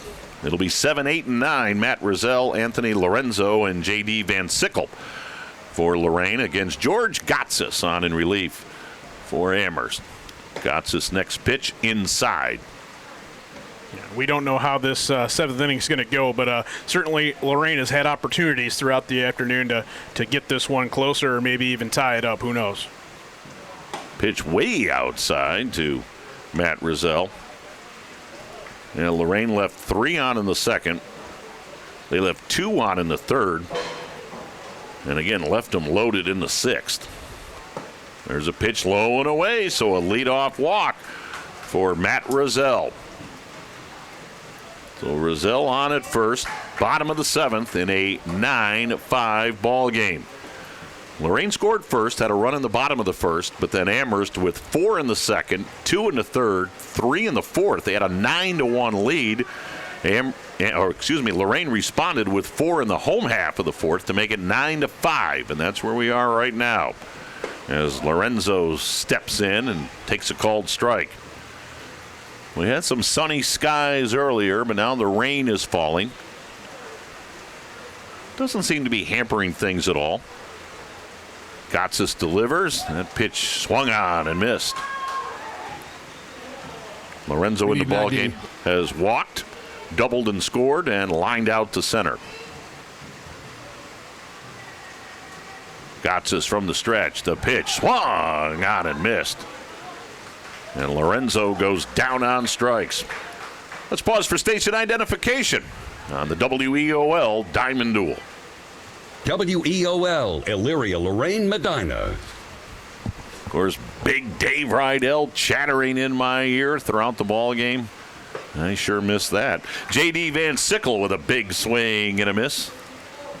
Dave keeps you on the straight and narrow, just like there.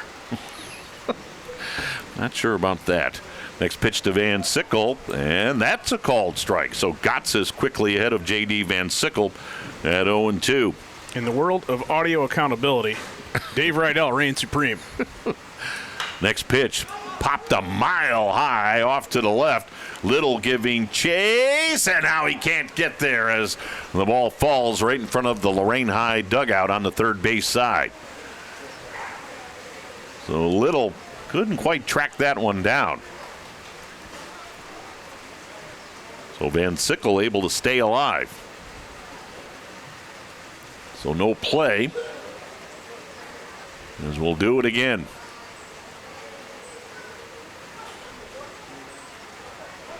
J.D. Van Sickle, right-handed batter against the right-hander George Gotsis for Amherst. The pitch, and that ball's roped into left center field. It'll get down for a base hit. In fact, it'll head to the gap. Rounding second is Russell. He's going to stay right at third base, and into second base with a one-out double is J.D. Van Sickle. So again, Lorraine not going quietly here today. After trailing 9-1, they've cut it to 9-5. Threatened in the sixth, but couldn't score as they left them loaded. And now second and third with one out here in the seventh. But back to the top of the order we go as Tyler Costco steps in and takes a called strike. Costco has scored 2 runs in the ball game. Although he doesn't have a hit, he has walked and reached on a fielder's choice. Costco with a high chopper. Gotsis have it, flips to home in time. Boy, that was a close play. That ball was chopped real high, and Gotsis had to wait for it to come down, and his only play was at home as Rizal came barreling down the baseline, and it was a close play, but Rizal out at the plate. An alert play by Gotsis because he realized he didn't have a play at first. He would have had to have spun and thrown, and that ball was chopped so high, I don't think he would have gotten Costco. You're right. He stuck with it the whole way and made a nice play and a good tag. On the play, Van Sickle went over to third. So now it's first and third, but 2 out as Palos fouls one back for strike 1. That's kind of indicative of the Lorraine afternoon. Opportunities are there, just doesn't quite come to fruition for him. 0-1 the count on the right-handed hitting Palos. He'll chop one to short. Gendix has it. He'll throw across. Not in time. Safe at first is Xavier Palos. And so the inning and the game at this point stays alive for Lorraine High. Gendix with the long throw across, and Palos with some good wheels beat it out.